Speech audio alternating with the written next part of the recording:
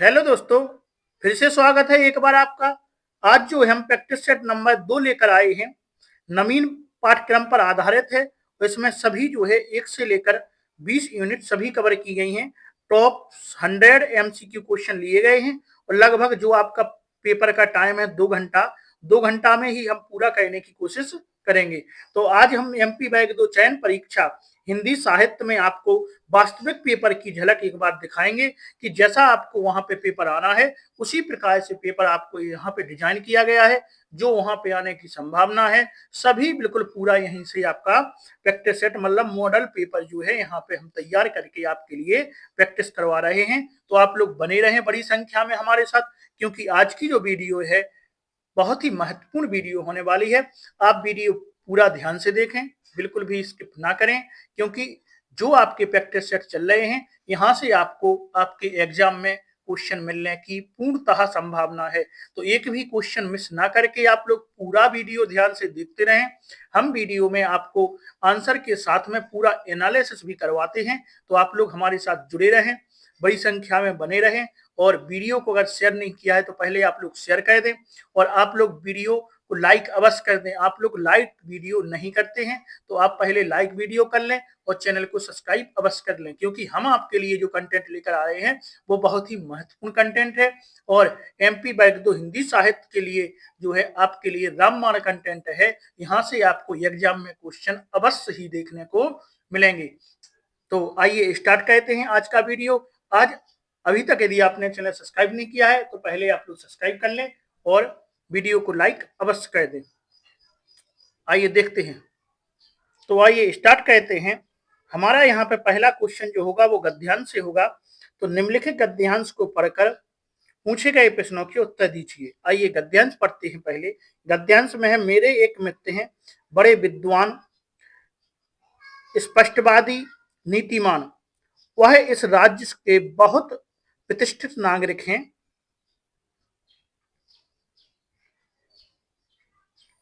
मिलने से सदा नई स्फूर्ति मिलती है। यद्यपि वह अवस्था में मुझसे छोटे हैं तथापि मुझे सदा सम्मान देते हैं। इस इस देश में यह एक अच्छी बात है कि सब प्रकार से हीन होकर भी यदि कोई उम्र में बड़ा है तो थोड़ा सा आदर पा ही लेता है, पा ही जाता है। मैं भी पा जाता हूँ। मेरे इस मित्र की शिकायत थी कि देश की दुर्दशा देखते हुए भी मैं कुछ नहीं कह रहा हूँ, अर्थात इस दुर्दशा के लिए जो लोग जिम्मेदार हैं उनकी भर्त्सना नहीं कर रहा हूँ। यह एक भयंकर अपराध है। कौरवों की सभा में भीष्म ने द्रौपदी का भयंकर अपमान देखकर भी जिस प्रकार मौन धारण किया था, वैसे ही कुछ मैं और मेरे जैसे कुछ अन्य अन्य साहित्यकार चुप्पी साधे हैं। भविष्य इसे उसी तरह क्षमा नहीं करेगा जिस प्रकार भीष्म पितामह को क्षमा नहीं किया गया। मैं थोड़ी देर तक अभिभूत होकर सुनता रहा और मन में पाप बोध का भी एहसास हुआ। सोचता रहा कुछ कहना चाहिए, नहीं तो भविष्य क्षमा नहीं करेगा, वर्तमान ही कौन क्षमा कर रहा है। काफी देर तक मैं परेशान रहा। चुप रहना ठीक नहीं है। कम वक्त भविष्य कभी माफ नहीं करेगा। उसकी सीमा तो कोई नहीं उसकी सीमा तो कोई नहीं है। 5000 वर्ष बीत गए और अब तक बेचारे भीष्म पितामह को क्षमा नहीं किया गया। भविष्य विकट असहिष्णु है। काफी देर बाद भ्रम दूर हुआ। मैं भीष्म नहीं हूं। अगर हिंदी में लिखने वाला कोई भीष्म हो जाता हो तो भी मुझे कौन पूछता। बहुत ज्ञानी गुरी भरे पड़े हैं। मुझे अवस्था में, ज्ञान में, प्रतिभा में बहुत आगे। मुझे कोई डर नहीं। भविष्य नामक महादुरंत अज्ञात मुझे भी गिनती में लेने वाला नहीं है। डरना हो तो वे ही लोग डरें जिनकी गिनती हो सकती है। तुम क्यों घबराती हो मनसाराम? तुम तो ना 3 में ना 13 में बड़ी राहत मिली। इस यथार्थ बोध से। तो आपने ये देख लिया कि यहाँ पे जो बताया गया है देश की विकट परिस्थिति के बारे में बताया गया है कि साहित्य की जो स्थिति है उसको देखकर बात बताई जा रही है कि चुप्पी नहीं साधें, और यहाँ उदाहरण जो है भीष्म पिता का दिया गया है। आइए हम क्वेश्चन देखते हैं। तो आपने जो है गद्यांश पढ़ ही लिया है, अब पढ़ने के बाद हम देखेंगे इसके क्वेश्चन। तो आइए पहला हमारा यहाँ पे क्वेश्चन मिलेगा। पहला क्वेश्चन है, न 3 में न 13 में मुहावरे का कौन सा अर्थ ठीक लगता है। पहला ऑप्शन है धोखे में रखना। तो धोखे में रखना 3 और 13 में बिल्कुल कोई नहीं मिलने वाला है, आप जानते हैं। दूसरा है बहुत ही महत्वपूर्ण होना, 3 में 13 में ये नहीं है। धैर्य पूर्वक सोचना, ये भी नहीं हो सकता। किसी भी गिनती में ना आना, बिल्कुल राइट। यहाँ पे यही कहा गया है कि हम लोग कोई भी गिनती में आने वाली नहीं है, अर्थात ना हम 3 में हैं ना 13 में। तो आपका यहाँ पे आंसर है डी जो है राइट आंसर आपका हो जाएगा। आइए अगला हम क्वेश्चन देखते हैं। अगला हमारा है भर्त्सना का क्या तात्पर्य है। ऑप्शन है निंदा और तिरस्कार, अपमान, चुगली या विरोध। तो आप यहाँ पे देखें, जो हमें गद्यांश में यहाँ पे बताया गया था, हमसे यहाँ पे कहा गया था, ये आप देखें कहाँ पर है,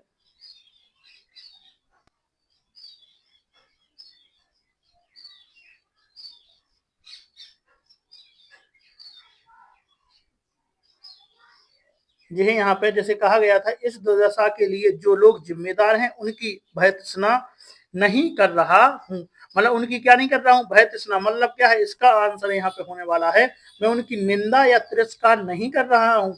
तो यहाँ पे आपका आंसर हो जाएगा भर्त्सना का मतलब क्या होता है, निंदा और तिरस्कार करना। अपमान नहीं होता है, चुगली करना नहीं होता है, विरोध करना नहीं होता है।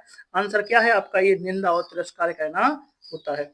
आइए अगला क्वेश्चन देखते हैं हम। आइए तीसरा क्वेश्चन यहाँ पे हम देखते हैं। तीसरा हमारा क्वेश्चन है, लेखक की परेशानी का क्या कारण था।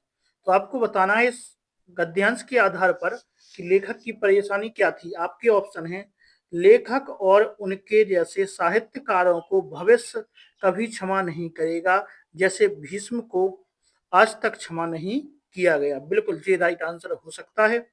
आइए अगला हम क्वेश्चन देखें। अगला हमारा यहाँ पे क्वेश्चन है, ऑप्शन है कि लेखक के मित्र ने शिकायत की और उन्हें बताया कि देश की दुर्दशा देखते हुए भी वह कुछ नहीं कर रहे। ये बिल्कुल गलत है, लेखक के मित्र ने नहीं बताया, बल्कि लेखक का मित्र तो वहां पे खड़ा था। ये नहीं है सही। तीसरा आपका, लेखक ने सोचा कि उनसे अवस्था में, ज्ञान में और प्रतिभा में बहुत आगे बहुत से ज्ञानी बुरी लोग। तो ये बात तो वहां पे कही गई थी, लेकिन आपको बताना है कि लेखक की परेशानी क्या है। आइए अगला हम देखते हैं। अगला हमारा ऑप्शन है कि भविष्य विकट असह्य है और भविष्य की कोई ये भी नहीं हो सकता। तो आपका आंसर यहाँ पे हो सकता है, हमें लेखक की परेशानी का कारण बताना था। आपका ये यहाँ पे आंसर राइट आंसर आपका ये हो जाएगा।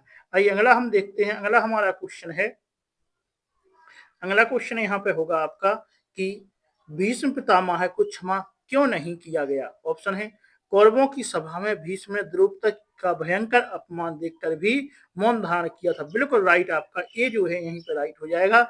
हमें दूसरा देखने की यहाँ पे जरूरत नहीं है, लेकिन वहां पे आप पूरे ऑप्शन जरूर अवश्य पढ़ें, क्योंकि ऑप्शन पढ़ने से हमें पता चल जाता है कि लास्ट में हमें कौन सा ऑप्शन ऐसा है कि पता नहीं कौन सा ऑप्शन मिल जाए। आइए अगला हम देखते हैं। अगला हमारा यहाँ पे है, पांचवा क्वेश्चन आपका यहाँ पे होगा कि लेखक को किस यथार्थवाद से राहत मिली। ऑप्शन है, लेखक के अभिभूत होकर सुनते रहने और मन में पाप बोध का एहसास होने से राहत मिली, या लेखक के मित्र ने जो शिकायत की थी वह सही नहीं थी। अगला है, लेखक के मित्र उनसे अवस्था में छोटे थे और वे लेखक का सम्मान करते थे। अगला, लेखक भीष्म नहीं थे और उनसे अवस्था में, ज्ञान में, प्रतिभा में बहुत आगे बहुत से ज्ञानी गुणी लोग भरे पड़े थे। उन्हें भविष्य नामक महादुरंत जंतु से डरना चाहिए। अगला है, उपयुक्त में से एक से अधिक या उपयुक्त में से कोई नहीं। तो यहाँ पे जो आपका आंसर होने वाला है वो आपका आंसर है कि लेखक भीष्म पिता जो भीष्म नहीं थे, उन मतलब यहाँ पे जो उन्होंने उसमें बताया था कि उनके जैसे बहुत से ज्ञानी पुरुष यहाँ पे डले हैं, तो उन्हें भविष्य की चिंता करने की या डरने की जरूरत नहीं है। तो आपका डी जो है यहाँ पे राइट आंसर आपका हो जाएगा। कौन सा हो जाएगा? डी आपका राइट आंसर यहाँ पे हो जाएगा। आइए अगला हम देखते हैं। अब हमारा यहाँ पे दिया गया है कि निम्नलिखित अवतरण को ध्यान से पढ़िए, ध्यानपूर्वक पढ़िए और पूछे गए प्रश्नों के सही विकल्प चुनकर उत्तर पत्रक में चिन्हित कीजिए। आपको उत्तर सही बताना है। तो आइए हम पढ़ते हैं पंक्तियां। यहाँ पे दिया गया है, साकार दिव्य गौरव विराट, पौरुष के पुंजीभूत ज्वाल, मेरी जननी के हिमक्रीट, मेरे भारत के द्रव्य भाल, मेरे नगपति मेरे विशाल, युग युग अजय निर्बंध मुक्त, युग युग गर्भोन्नत नित महान, निस्सीम व्योम में तान रहे, युग के किसी महिमा का वितान, कैसे अखंड यह चिर समाधि, यतिवर कैसा यह अमर ध्यान, तू महाशून्य में खोज रहा, किस जटिल समस्या का निदान, उलझन का कैसा विषम जाल, मेरे नरपति मेरे विशाल। तो आपको जो पंक्तियां दी गई हैं, तो आपको इनके आधार पर यहाँ पे आपको छठवां क्वेश्चन है, हिमक्रीट का आशय क्या है? तो आपको बताना है कि हिमक्रीट का आशय क्या है। तो यहाँ पे आपका ठंडा मुकुट है, बर्फ का टुकड़ा है, या चांदी का टुकड़ा है, या स्वर्णिम मुकुट है। तो आपको यहाँ पे पढ़ना है। यहाँ पे आपको कहा गया था कि साकार दिव्य गौरव विराट और पौरुष के पुंजीभूत ज्वाल, मेरी जननी के हिमक्रीट और मेरे भारत के दिव्य भीड़। तो सबसे पहले तो पता होना चाहिए जो पंक्ति है ये किसके बारे में है। तो यह जो पंक्ति है जी हिमालय से ली गई है। किससे? हिमालय से, हिमालय कविता से ली गई हैं और इसके जो है रचयिता हमारे हैं रामधारी सिंह दिनकर की पंक्तियां हैं। तो ये हिमालय के बारे में बात कहती हैं कि साकार दिव्य गौरव विराट, मतलब वो कहते हैं कि जो हिमालय है एक वास्तविक दिव्य और विशाल गौरव है। कैसा है? विशाल गौरव है, जो पुरुष शक्ति का प्रतीक है। जो हमारे भारत देश में हिमालय है वो किसका प्रतीक है? पुरुष शक्ति का प्रतीक है। दूसरी लाइन में वो कहती हैं कि पौरुष के पुंजभूत ज्वाल, मतलब यहाँ पे कहा गया है कि वो कैसा है? पुरुष के पुंजभूत ज्वाल, मतलब जो है वो पुरुष शक्ति का प्रतीक है। कैसा है? पुरुष शक्ति का प्रतीक है। आगे है, मेरी जननी के हिमक्रीट मेरे भारत के दिव्य भाल। तो यहाँ कहा गया है कि मेरी जननी के हिमक्रीट, मेरी जननी माने माता, तो मेरी भारत माता के जो है हिमक्रीट का मतलब है यहाँ पे जो सिर पर मुकुट होता है वो। तो मेरी भारत माता की तुम सिर पर मुकुट हो, क्योंकि हमारे देश के ऊपर ये तो है हिमालय। तो कैसा लगता है? जैसे हमारे भारत देश का मुकुट हो। तो हमारी भारत माता की सिर का बर्फ का मुकुट है और मेरे भारत का दिव्य भाल। और आगे कहा गया है जो भारत के दिव्य भाल, भाल माने मस्तिष्क की तरह है। कैसा है? मस्तिष्क की तरह है। आगे है कि मेरे नरपति मेरे विशाल। आगे कहा गया है कि हिमालय जो है मेरा पर्वतराज है और एक विशाल रूप है हमारे यहाँ का। तो पर्वतराज भी है और कैसा है? मेरा विशाल, विशाल रूप में देखा गया है। आगे कहा गया है कि युग युग अजय निर्बंध मुकुट। तो यहाँ पे कहा गया हिमालय को युगों युगों से अजय माने बहुत दिन से अजय, युगों युगों माने बहुत दिनों से, तो युगों युगों से अजय और निर्बंध मुकुट, सॉरी निर्बंध मुक्त, निर्बंध मुक्त माने यह बंधन मुक्त और स्वतंत्र जो है बताया गया है। कैसा है? निर्बंध, निर्बंध माने बंधन नहीं है, बंधन मुक्त है, और मुक्त माने स्वतंत्र है। तो हिमालय को युगों युगों से अजय, बंधन मुक्त और स्वतंत्र बताया गया है। आगे उन्होंने कहा है कि युग युग गर्भोन्नत नित महान, माने युग युग गर्भोन्नत, मतलब यहाँ पे कहा गया है कि हिमालय को हमेशा गर्भ से ऊपर उठाकर जो है महान बताया गया है। कैसा बताया गया है? हिमालय युग युग गर्भोन्नत नित महान। कैसा है? हिमालय को हमेशा गर्भ से ऊपर उठाकर महान बताया गया है। आगे कहा गया है निस्सीम व्योम में तान रहे। निस्सीम व्योम में तान रहे मतलब हिमालय अपनी विशालता से आकाश में अपनी उपस्थिति को मजबूत करता है। कैसा है? निस्सीम व्योम में तान रहा, माने बहुत विशाल है, आकार में अपनी उपस्थिति को मजबूत कर रहा है। कहां पर? आकाश में। आगे कहा गया है कि युग के किसी महिमा का वितान, युग के किस महिमा का वितान। तो यहाँ पे बताया गया है कि यह पंक्ति है जो हिमालय की महिमा और गौरव का वर्णन करती है, जो युगों से चली आ रही है।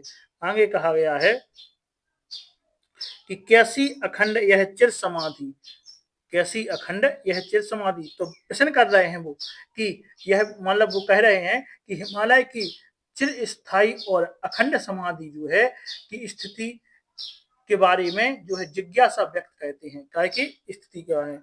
आगे है यतिवर, कैसा यह है? अमर ध्यान। यतिवर, तो यहाँ पे कहा गया है कि यहाँ हिमालय को यतिवर माने श्रेष्ठ योगी बताया गया है। यतिवर माने का है श्रेष्ठ योगी। तो श्रेष्ठ योगी के संबंध में कहते हैं, संबोधित किया गया है और उनके जो है अमर ध्यान की स्थिति के बारे में प्रश्न पूछा गया है। कैसा यह अमर ध्यान? तो कैसा है? प्रश्न पूछे हैं कैसा है अमर ध्यान। आगे है कि तू महाशून्य के खोज रहा, तू महाशून्य में खोज रहा, तू कैसा है? तो यहाँ पे बताया गया है कि तू महाशून्य में खोज रहा। तो यहाँ पे जो है बताया गया है कि हे हिमालय, तू जो है जो महाशून्य मतलब जो खालीपन है ऐसे में कैसे रहता है।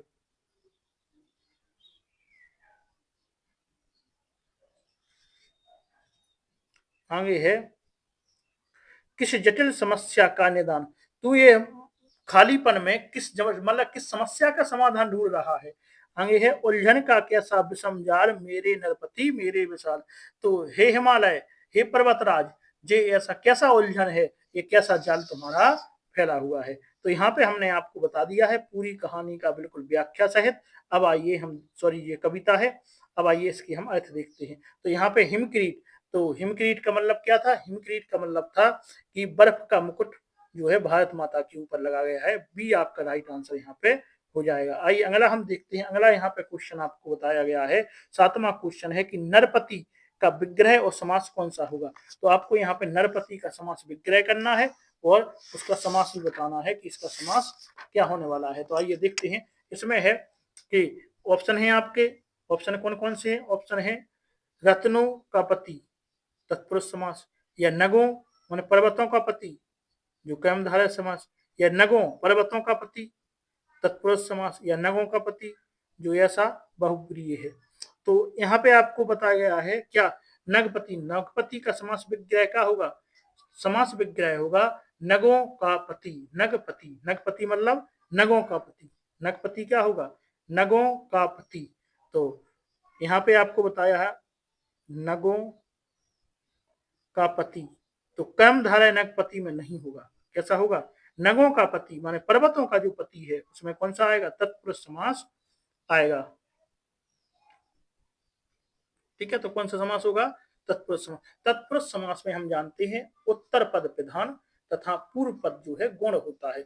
तो यहाँ है उत्तर पद कैसा है? प्रधान है, और पूर्व पद कैसा है? गौण होता है। इसलिए इसमें जो है सी आंसर आपका राइट हो जाएगा। नगों का पति मतलब आपका होगा तत्पुरुष समास।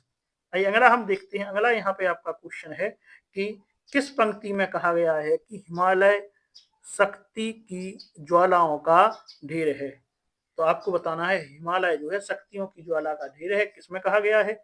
ऑप्शन है युग युग अजय निर्बंध मुक्त, मेरे भारत के दिव्य भाल, या पुरुष के पूंजी भूत ज्वाल, या साकार दिव्य गौरव विराट। तो आपको बताना है कि यहाँ पे शक्ति की ज्वालाओं का ढेर कहा गया है कौन सी पंक्ति में। तो आप ये पंक्ति देख रहे हैं और यहाँ पे आपको पता चल रहा है कि पुरुष के पुंजीभूत ज्वाला, मतलब आपसे कहा गया है कि किस पुरुष शक्ति से, माने हिमालय शक्ति की ज्वालाओं का ढेर है। पुंजीभूत ज्वाल। तो यहाँ पे सी आपका राइट आंसर हो जाएगा। आइए हम 9वां क्वेश्चन देखते हैं। 9वां हमारा यहाँ पे क्वेश्चन है कि जिसे जीता ना जा सके उसके लिए कविता में कौन सा शब्द युक्त हुआ है? अजय, अखंड, अमर या दिव्य। तो यहाँ पे आपको जो है इस पंक्ति में आप जानते हैं अजय क्या होता है? अजय होता है जिसे जीता ना जा सके। और अखंड क्या होता है? अखंड होता है जिसका खंड माने टुकड़ा ना हुआ हो। अखंड माने टुकड़ा नहीं हुआ है। अमर, अमर क्या कहते हैं? जो ना मरे। और दिव्य किसे कहते हैं? अलौकिक या अति सुंदर या भव्य, ये क्या होता है? दिव्य। तो अजय, अजय को क्या कहते हैं? आपका आंसर यहाँ पे ए राइट हो जाएगा। जिसे जीता ना जा सके वो क्या है? अजय है। हमने सभी के मतलब आपको बता दिए हैं। आइए अगला हम देखते हैं। 10वां यहाँ पे हमारा क्वेश्चन होगा कि हिमालय को यतिवर, क्या है? यतिवर कहकर संबोधित किया गया है क्योंकि वह कैसा है? ऑप्शन है आपके, वह भारत का प्रहरी है, पर्वतों का स्वामी है, समाधि में लीन है या समस्याओं का हल ढूंढ रहा है। तो आपका यहाँ पे आंसर क्या होगा? तो यहाँ पे है हिमालय को यतिवर कहा गया है। क्या कहा गया है? यतिवर। क्यों कहा गया है यतिवर? क्योंकि वह क्या गया? वह समाधि में लीन है। तो आपका आंसर यहाँ पे क्या होने वाला है? सी यहाँ पे राइट आंसर होने वाला है। आइए अगला हम क्वेश्चन देखते हैं। कहा भी गया था कि कैसी अखंड यह चिर समाधि, यतिवर कैसा यह अमर ध्यान। तो यतिवर मतलब जो समाधि में लीन है उसके लिए संबोधन किया गया है। तो सी आपका राइट आंसर यहाँ पे हो जाएगा। आइए हम 11वां क्वेश्चन देखते हैं। निम्नलिखित में से मुहावरे का अर्थ गलत बताना है। तो मुंह छिपाना, गायब होना या कान भरना, पीठ पीछे शिकायत कहना, दांत काठी रोटी, गहरी दोस्ती, सिर उठाना मतलब विरोध में खड़ा होना। तो यहाँ पे आपका राइट आंसर कौन होने वाला है? तो यहाँ पे हमें गलत कथन चुनना था। गलत क्या है? मुंह छिपाना मतलब गायब होना कहा गया है, यह गलत है। इसका सही मतलब क्या होता है? मुंह छिपाना मतलब होता है लज्जित होना। क्या होना? लज्जित होना। मुंह छिपाने का मतलब होता है लज्जित होना, ना कि गायब होना। और बाकी जो कहे गए हैं सभी बिल्कुल सही हैं। कान भरना, पीठ पीछे शिकायत करना बिल्कुल, दांत काठी रोटी माने गहरी दोस्ती है, सिर उठाना विरोध में खड़ा होना, और बाकी सही है। आपका आंसर यहाँ पे ए राइट आंसर हो जाएगा। आइए अगला हम क्वेश्चन देखते हैं। अगला हमारा है रचना के अनुसार काव्य कितने प्रकार के, वाक्य कितने प्रकार के होते हैं? तो रचना के आधार पर वाक्य आपको बताना है कितने प्रकार के होते हैं। तो रचना के आधार पर जो वाक्य होते हैं आप जानते हैं, सरल वाक्य, संयुक्त वाक्य या मिश्रित वाक्य। तो कितने प्रकार के होते हैं? 3 प्रकार के होते हैं। ये जो है आपका राइट आंसर यहाँ पे हो जाएगा। आइए अगला क्वेश्चन देखते हैं। अगला हमारा 13वां क्वेश्चन है। निम्न विकल्प में से उस विकल्प का चयन करें जो उपसर्ग से बने शब्द का सही विकल्प नहीं है। उपसर्ग से बने शब्द का सही विकल्प नहीं है। ऑप्शन है आपके आरोग्य, चटनी, दुर्जन या पचरंगा। तो यहाँ पे आपको बताना है कि उपसर्ग से बना शब्द कौन सा सही नहीं है। तो यहाँ पे आप देख रहे हैं आरोग्य कहा गया है, चटनी कहा गया है, दुर्जन कहा गया है और पचरंगा। तो यहाँ पे आपको बताना है कि कौन सा उपसर्ग से बना शब्द का सही विकल्प नहीं है। तो सही विकल्प उपसर्ग से बने का सही विकल्प कौन सी नहीं है? चटनी होगा। आपका सी जो है यहाँ पे राइट आंसर होगा। क्या होगा? सी आंसर होगा। उपसर्ग से बने शब्द का सही विकल्प यही नहीं है, चटनी नहीं है। तो सी आपका जो है राइट आंसर हो जाएगा। आइए अगला हम देखते हैं। अगला हमारा 14वां क्वेश्चन है कि जिसकी चिंता नहीं हो सकती, वाक्यांश के लिए एक शब्द है। जिसकी चिंता नहीं होती है उसको क्या कहते हैं? अचिंत्य। तो अचिंत्य का मतलब है जिसकी चिंता नहीं हो सकती। आपका आंसर यहीं पर राइट आंसर हो जाएगा। दूसरा है अनिश्चित। अनिश्चित माने कहा जिसका निश्चय ना हुआ हो या ना हो, वह क्या होता है? अनिश्चय होता है। अब है विचिंत। तो विचित्र क्या होता है? जो चिंतन करने या सोचने के योग्य हो वो क्या है? विचिंत है।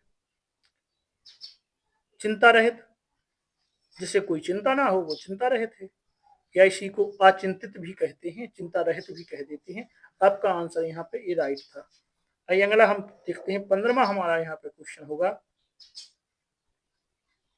निम्नलिखित विकल्पों में से उस विकल्प को चुनिए जो दिए गए शब्द के सही अनेकायथी रूप वाला विकल्प नहीं है।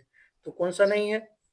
पहला है आपका बाग, दूसरा है आपका खेत, तीसरा है आपका तीर्थ और चौथा है आपका देह।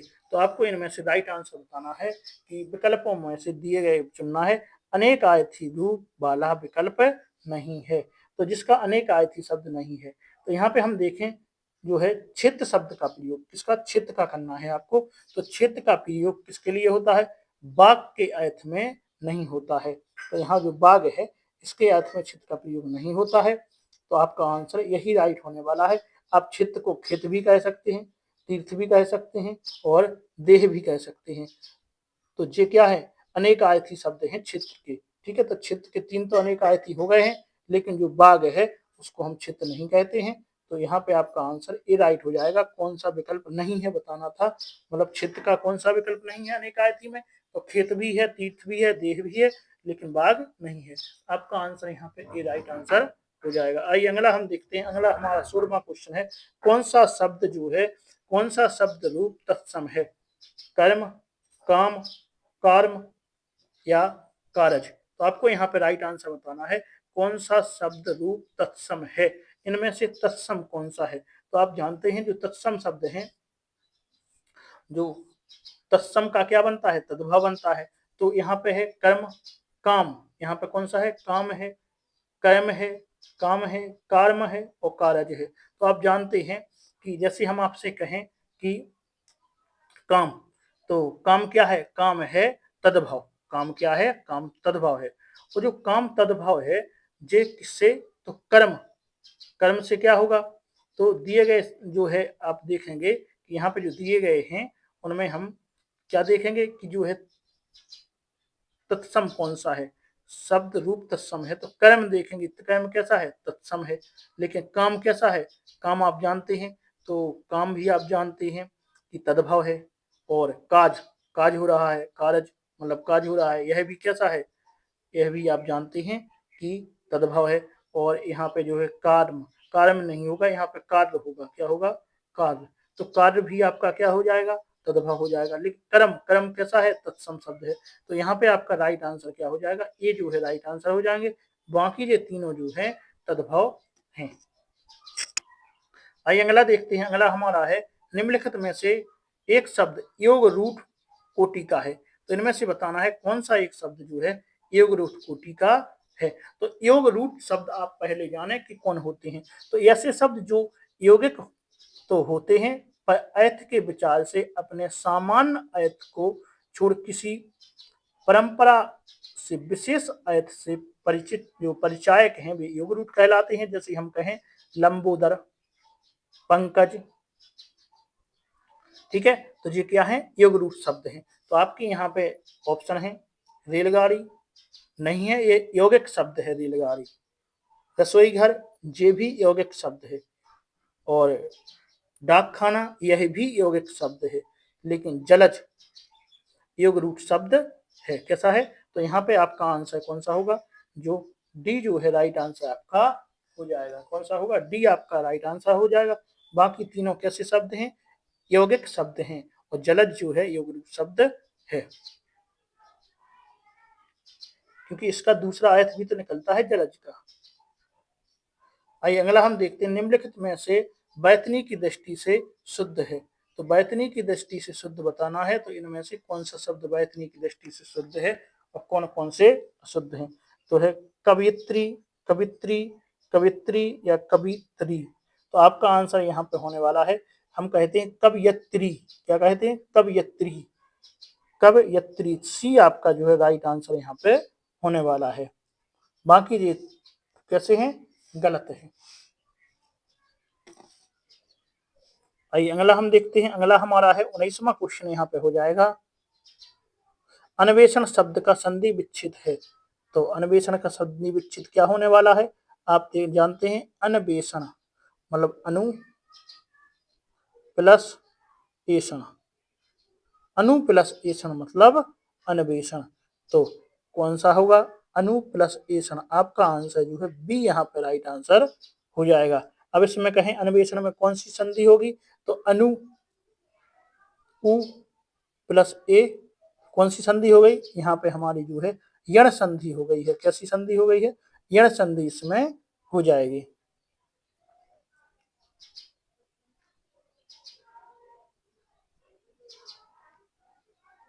और अगला हम देखते हैं, अगला हमारा है निम्नलिखित में से स्त्रीलिंग शब्द है, कौन सा इनमें से स्त्रीलिंग है। जवाब देना होता है, देनी नहीं होती है। गुलाब, गुलाब क्या होता है, स्त्रीलिंग पहचानना है। गुलाब खिलता है कि खिलती है, गुलाब खिल गया है, तो खिल गई है नहीं, खिल गया है। हिसाब, तो हिसाब क्या है, हिसाब बना लो, बना ली नहीं, बना लो। तो ये कैसे है, पुल्लिंग है तीनों। शराब पीली है, शराब पीला है नहीं, हमने शराब पीली है, तो कैसी है, स्त्रीलिंग है। तो शराब कैसी है, स्त्रीलिंग है। तो आप जानते हैं कि शराब का नशा होता है, ऐसे ही स्त्री लड़की का नशा होता है। तो यहाँ पे शराब क्या है, स्त्रीलिंग ही हो जाएगी। नशेबाज सब स्त्रीलिंग है, आप जानते हैं। आइए अगला है, मजाक कर रहे थे। आइए अगला है 21वां क्वेश्चन है, कौन सा शब्द विशेषण है। तो कौन सा शब्द विशेषण हो जाएगा, आपका ऑप्शन है पहला सोना, गरज, चचेरा या रक्त। तो आपका यहाँ पर राइट आंसर होने वाला विशेषण आपको बताना है।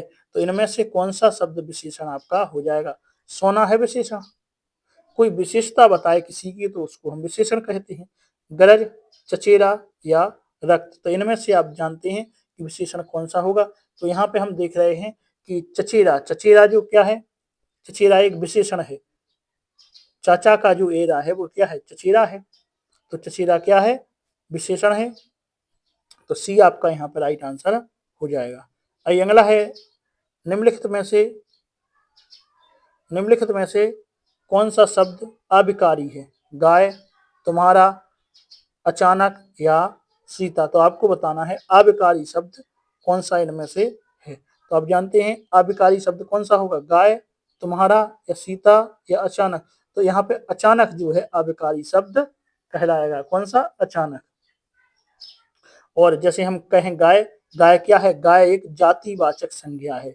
गाय कैसी है, जातिवाचक संज्ञा। तुम्हारा क्या है, तुम्हारा एक जो है सर्वनाम है, सर्वनाम हो जाएगा। सीता क्या है, व्यक्तिवाचक संज्ञा हो जाएगी। लेकिन अचानक क्या है, अव्ययकारी या अव्यय शब्द हो जाएगा। तो सी आपका जो है राइट आंसर यहाँ पे होगा। कौन सा आंसर सही है, सी आपका राइट आंसर सही होगा। अगला हम क्वेश्चन देखते हैं। अगला हमारा क्वेश्चन है कि काव्य का अनिवार्य तत्व क्या नहीं है। काव्य का अनिवार्य तत्व क्या नहीं है, ऑप्शन है शब्द तत्व, दूसरा आपका है अलंकार तत्व, तीसरा है आपका अर्थ तत्व और चौथा है भाव तत्व। तो जो है शब्द का अनिवार्य तत्व, जो तत्व क्या नहीं है, आपका यहाँ पे आंसर होगा बी। अलंकार तत्व जो है अनिवार्य तत्व नहीं है, यह काव्य का कैसा है, शोभा विधायक तत्व कहलाता है। कौन सा, अलंकार तत्व। जिसे शब्द तत्व है, अर्थ तत्व है, भाव तत्व है, के बिना जो है काव्य सृजन संभव नहीं है। ये कैसे तत्व हैं, अनिवार्य तत्व हैं। तो ये तीनों जो हैं कैसे तत्व हैं, अनिवार्य तत्व हैं। और कौन सा तत्व अनिवार्य नहीं है, तो अलंकार जो है अनिवार्य नहीं है। ये कैसा है, ये शोभा विधायक तत्व है। आइए अगला हम देखते हैं। अगला हमारा है 24वां क्वेश्चन है, केवल मात्रिक छंद किस विकल्प में से है, छांटिए। तो हमें मात्रिक छंद बताना है, इनमें से कौन कौन से हैं। तो आप जानते हैं मात्रिक छंद कौन कौन होते हैं, दोहा, सोरठा, रोला, चौपाई, बरबे, उल्लाला और अगला कहें छप्पय, और छप्पय के बाद कुंडलियां। ये सब कैसे होते हैं, मात्रिक छंद होते हैं। तो कौन कौन से हमने कहा, दोहा, दोहा बिल्कुल सही है, मात्रिक है। यहाँ पे द्रुत विलंब जे नहीं है, जे तो एक वर्णिक छंद है। तो जे आपका पहला ऑप्शन गलत हो गया। दूसरा सोरठा सही है। इंद्रवज्रा, तो इंद्रवज्रा आप जानते हैं गलत हो गया, जो वर्णिक छंद है। आगे हम देखेंगे चौपाई, चौपाई मात्रिक छंद है। दोहा मात्रिक छंद है। रोला मात्रिक छंद है। तो आपका आंसर यहाँ पे सी जो है राइट आंसर हो जाएगा। अगला है मंदाकांता, सवैया और चौपे जी, यहाँ पे भी मंदाकांता क्योंकि वैणिक छंद है। तो हमने आपको मात्रिक छंद बता दिए हैं कौन कौन है, दोहा, सोरठा, रोला, चौपाई, बरबे, उल्लाला, कुंडलियां और छप्पा ये क्या है, ये आपके मात्रिक छंद हैं। बाकी आपके बैणक होंगे। बैणक कौन कौन से हैं आप जानते हैं, इंद वज्रा, उपेंद्र वज्रा, मालिनी और द्वित विलंबिता और मंदाकांता, बसंत तिलका, सबैया, कवित, ये कैसे हैं आपके बैणक छंद कहलाते हैं। तो आपका आंसर यहाँ पे सी जो है राइट आंसर आपका हो जाएगा। आइए हम 25वां क्वेश्चन यहाँ पे देखते हैं। 25वां हमारा क्वेश्चन होगा कि रात दिवस, पूनम अमा, सुख दुख, छाया धूप, यह जीवन बहुरूपिया, बदले कितने रूप में कौन सा छंद है। तो आपको बताना है उपयुक्त पंक्तियों में ये है कौन सा छंद है। क्या रोला है, सुरठा है, दोहा है या चौपाई है। तो आपको इनमें बताना है क्या होगा। तो आपका यहाँ पे आंसर होने वाला है कि पहले आपको बताना है इनमें से छंद कौन है। तो पहले आप मात्राओं की गिनती करें। जैसे हम दोहा को कहें तो दोहा कैसा है, दोहा जो होता है आप जानते हैं कि अर्ध सममात्रिक छंद होता है। और दोहा के कितने चरण होते हैं, दोहा में 4 चरण होते हैं, 4 चरण वाला होता है। पहले और तीसरे में 13 मात्राएं। अगर हम जब पहला गिने और पहले में कितनी मात्राएं हों, अगर 13 मात्राएं हैं तो आप समझ जाएंगे कि क्या है जी, दोहा पहले और तीसरे में, मतलब आपका जो तीसरा है इसमें कितनी मात्राएं होना चाहिए, 13 मात्राएं। और चौथे और दूसरे में कितनी मात्राएं, 11 मात्राएं होना चाहिए। तो यहाँ पे आपका आंसर जी है बी जो है सही आंसर होगा। क्योंकि इसमें आप पहला छंद देखेंगे तो इसमें कितनी मात्राएं निकलेंगी आपकी जो है, कितनी मात्राएं, पहले और तीसरे में 13 मात्राएं आपकी होंगी।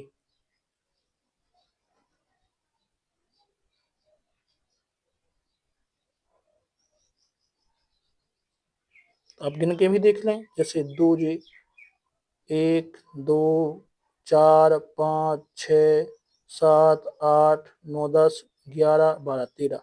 तो तीसरे में 13 मिल गई, मतलब कौन सा छंद है आपका, दोहा छंद यहाँ पे हो जाएगा। अब रूला को जानते हैं, रूला जो है सममात्रिक छंद है। सोएठा अर्ध सममात्रिक छंद है। सोएठा दोहा का उल्टा होता है, जा भी आप जानते हैं। क्योंकि दोहा में पहले और तीसरे में 13 होते हैं, लेकिन सोएठा में पहले और तीसरे में 11 बात होती हैं और दूसरे चौथे में 13 मात्राएं होती हैं। ठीक है। उसके बाद चौपाई आप जानते हैं सममात्रिक छंद है। क्योंकि चौपाई के चारों चरण में 16 मात्राएं होती हैं। तो चौपाई के बारे में हो गई, सुरठा के बारे में हो गई, गोला के बारे में बात यहाँ पे हो गई है। आइए हम 26वां क्वेश्चन देखते हैं। 26वां हमारा क्वेश्चन है, यहाँ पे पंक्ति दी गई है आपको कि मन रे तन कागज का पुतला, लागे बूंद बिनस जाए छिन में, गर्व करे क्या इतना, में कौन सा रस है। आपको बताना है इनमें कौन सा रस है। तो आपको पता होना चाहिए कि मन रे तन कागज का पुतला, लागे बूंद बिनस जाए छिन में, गर्व करे क्या इतना। तो यहाँ पे जो है वैराग्य की बात हो रही है। और वैराग्य जहाँ पे होता है तो वहां पे आप जानते हैं कि निर्वेद की बात होती है। और निर्वेद जो है कौन से रस का स्थायी भाव है, तो निर्वेद जो है वो हम जानते हैं शांत रस का स्थायी भाव है। यहाँ पे शांत रस की बात हो रही है। बी यहाँ पे राइट आंसर हो जाएगा। आइए अगला हम देखते हैं। अगला हमारा क्वेश्चन रहेगा 27वां क्वेश्चन है, हिमाद्री तुंग संग्र से, प्रबुद्ध शुद्ध भारती, स्वयं प्रभा समुज्जुला, स्वतंत्रता पुकारती, विस्तृत पंक्तियों में काव्य का कौन सा गुण है। तो यहाँ पे माधुर्य गुण है, ओज गुण है, प्रसाद गुण है या इनमें से कोई नहीं। तो आपको देखना है जी पंक्तियां कहाँ से ली गई हैं। तो हम आपको बताएं, ये जो पंक्ति है यह जयशंकर प्रसाद के एक नाटक है जिसका नाम है चंद्रगुप्त। कौन सा नाटक है, चंद्रगुप्त। चंद्रगुप्त। तो चंद्रगुप्त जो नाटक है, चंद्रगुप्त नाटक के जो है छठे दृश्य में जो है वीर रस का प्रेरणा गायक गीत है, वहां से स्वतंत्रता पुकारती यहाँ से जो ली गई है। तो कौन से रस से है, ये वीर रस से ली गई है। तो वीर रस किसके में आता है, तो आप जानते हैं वीर, रौद्र, भयानक, वीर भक्त जो रस होते हैं ये ओज गुण में आते हैं। यहाँ पे आपका कौन सा आंसर हो गया, डी जो है, बी जो है राइट आंसर हो जाएगा ओज गुण। यहाँ पे इस पंक्तियों में ओज गुण होगा। जहाँ पे आप याद कर ले, वीर रस हो, रौद्र रस हो, भयानक रस हो, वीर भत्स रस हो, जे जहां पे रस आपको मिल जाए समझ लो कि कौन सा गुण होगा, वहां पे ओज गुण होगा। ओज गुण आप जानते हैं कि ओज गुण जो होता है, ओज गुण किसे कहते हैं, तो ऐसा गुण जिसको माने ऐसी रचना जिसको पढ़ने से चित्त में जोश, वीरता, उल्लास आदि भाव अगर जागृत होते हैं तो वहां पे ओज गुण होता है। और ओज गुण के रस भी हमने आपको बता दिए हैं कौन कौन से रस होते हैं। इसलिए हमारा यहाँ पे आंसर जो है बी राइट आंसर हो जाएगा। आइए अगला हम क्वेश्चन देखते हैं। अगला हमारा क्वेश्चन है, बोलती प्रतिमा रेखा चित्र के रचनाकार हैं। ऑप्शन है पदम सिंह शर्मा, श्री राम शर्मा, राम वृक्ष बेनीपुरी या देवेंद्र सत्यार्थी। तो आपको यहाँ पे राइट आंसर बताना है। तो बोलती प्रतिमा जी है, ये कब लिखा गया है? तो ये लिखा गया है, ये 1937 ईस्वी में लिखी गई रचना है। यह रेखा चित्र है और किसके द्वारा? तो आपका आंसर होगा आपका बी, यहाँ पे जो है राइट आंसर हो जाएगा। क्या होगा? बी जो है यहाँ पे राइट आंसर हो जाएगा। श्री राम शर्मा के द्वारा लिखा गया रेखा चित्र है। अगर हम बात करें पदम, जो यहाँ पे बात हो रही है कि जो पदम सिंह शर्मा ने क्या लिखा है, तो इनका है पद्म पराग और प्रबंध मंजरी नामक जो है इन्होंने संस्मरणों की रचना की है। तो कौन कौन से संस्मरण हैं इनके, याद रख लें आप लोग। पद्म पराग और प्रबंध मंजरी नामक इन्होंने मंजरी नामक संस्मरण लिखा है। इसके बाद अगर हम देखें राम वृक्ष बेनीपुरी, तो अगले जो राम वृक्ष बेनीपुरी जी हैं, इन्होंने जो है कौन कौन से रेखा चित्र लिखे हैं, तो आपको पता ही होगा। इन्होंने माटी की मूरत, माटी की मूरत लिखा है, मूर्तें कहते हैं। और गेहूं और गुलाब, बहुत ही महत्वपूर्ण, मील के पत्थर, इन्होंने ये रेखा चित्र लिखे हैं। उसके बाद अगर हम देखें देवेंद्र सत्यार्थी ने कौन कौन सा लिखा है, इनका रेखा चित्र जो है वो है रेखाएं बोल उठी। क्या है?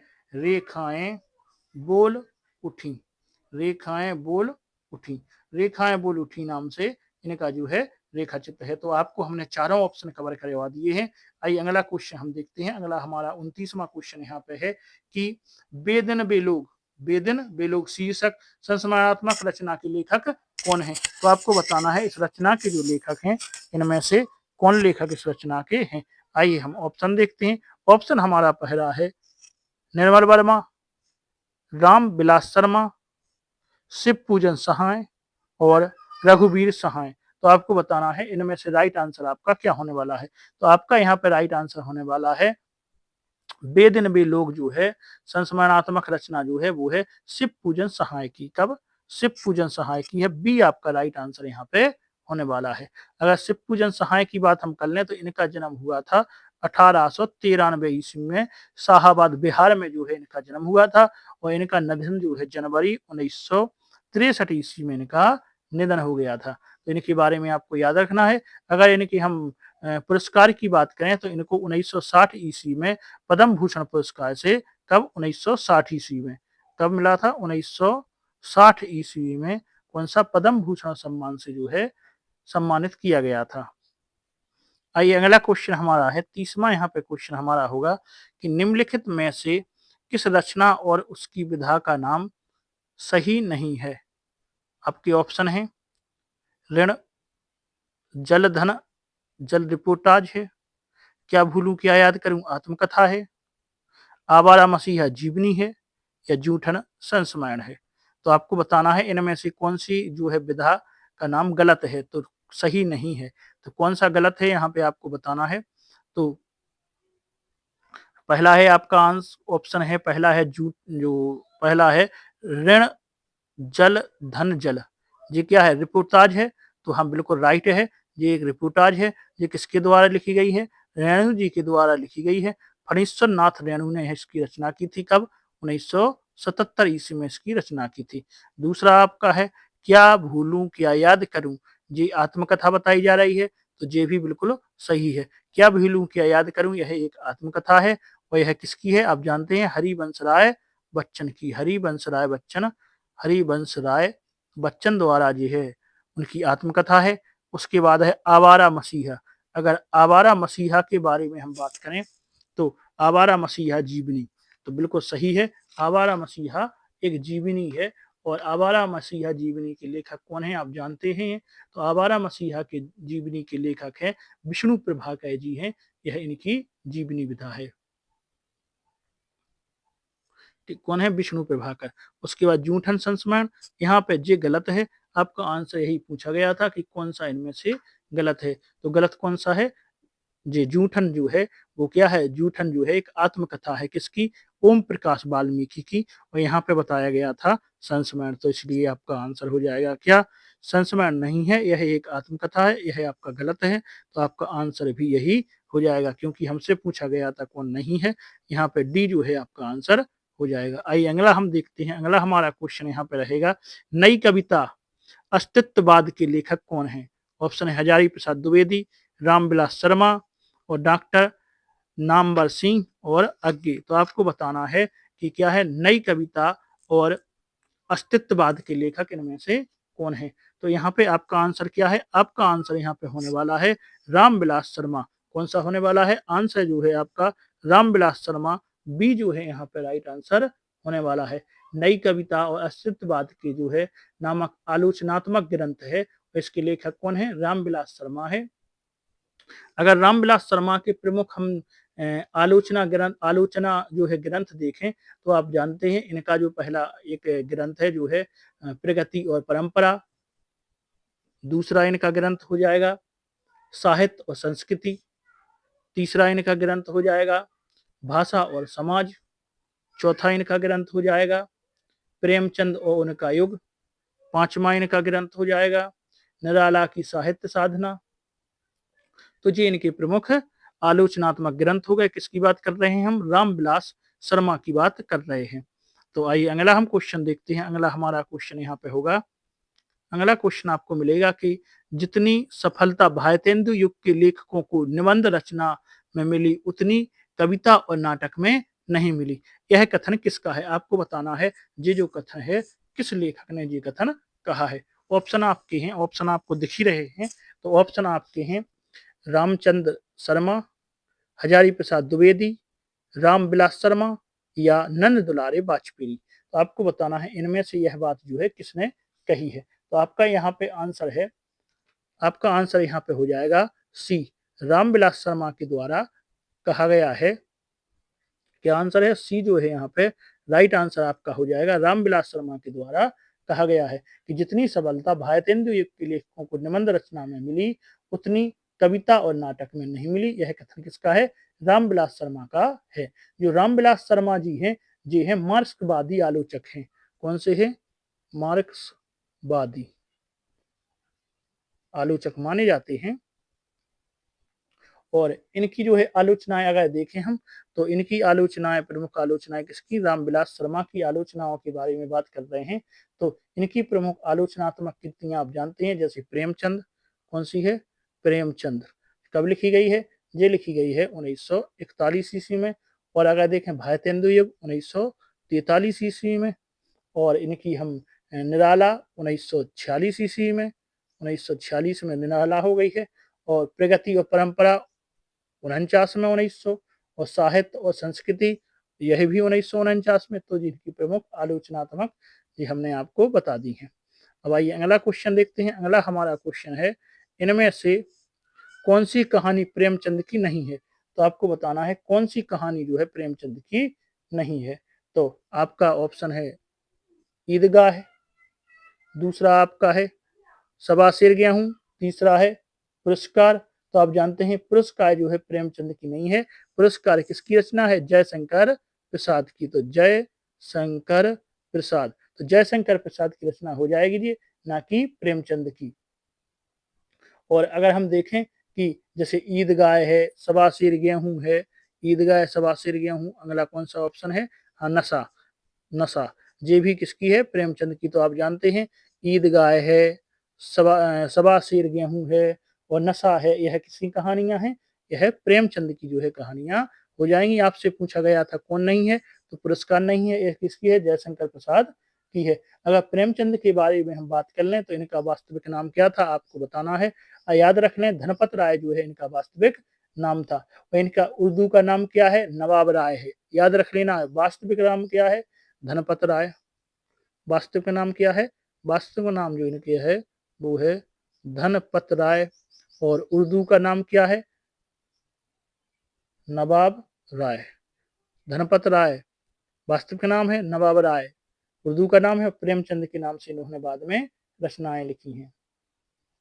अगर इनके बारे में और हम आपको थोड़ी सी जानकारी दे दें तो आप जानते होंगे कि हिंदी में जो है पहला इनका कहानी संग्रह था कौन सा, सोजे वतन। कौन सा था, सोजे वतन। सोजे वतन ये कब लिखा गया है, 1908 ईस्वी में लिखी गई रचना है। प्रेमचंद की पहली कहानी कौन होती है, आप जानते हैं कि प्रेमचंद की पहली कहानी कौन है?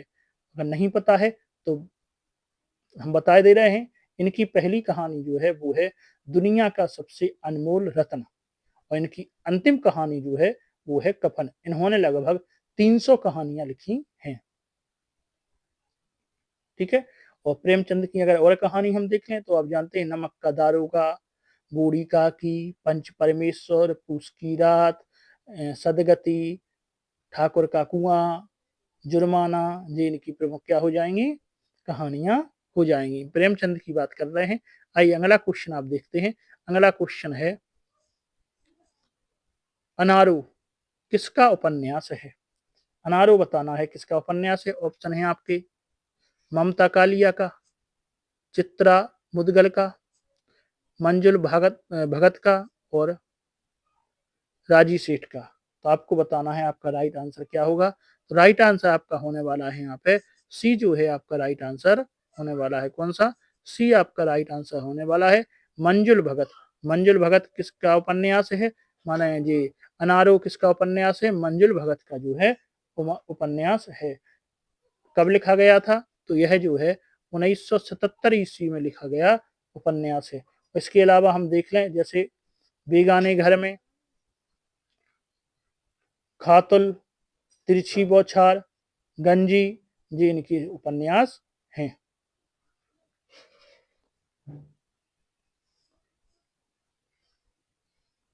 अगर हम देखें चित्रा मृदुगल, अगर चित्रा मृदुगल के उपन्यास देखें तो कौन कौन से हैं पता है क्या आपको? चित्रा मृदुगल के उपन्यास हैं एक जमीन अपनी 1990 ईस्वी में लिखा था, एक जमीन अपनी, और आबा 1999 में, और गिलीगड़ू ये इनके 2002 में लिखा गया उपन्यास है।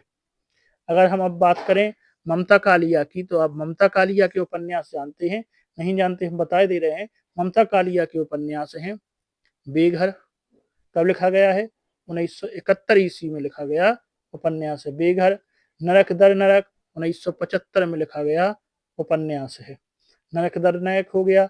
और प्रेम कहानी, एक प्रेम कहानी भी है, ये लिखा गया है 1980 में। कब, 1980 में लिखा गया है। और साथ ही लड़कियां या एक पत्नी के नोट्स और दुखम सुखम 2010, 2010 में कौन सा लिखा गया है, दुखम सुखम, ममता कालिया के उपन्यास हो गए हैं।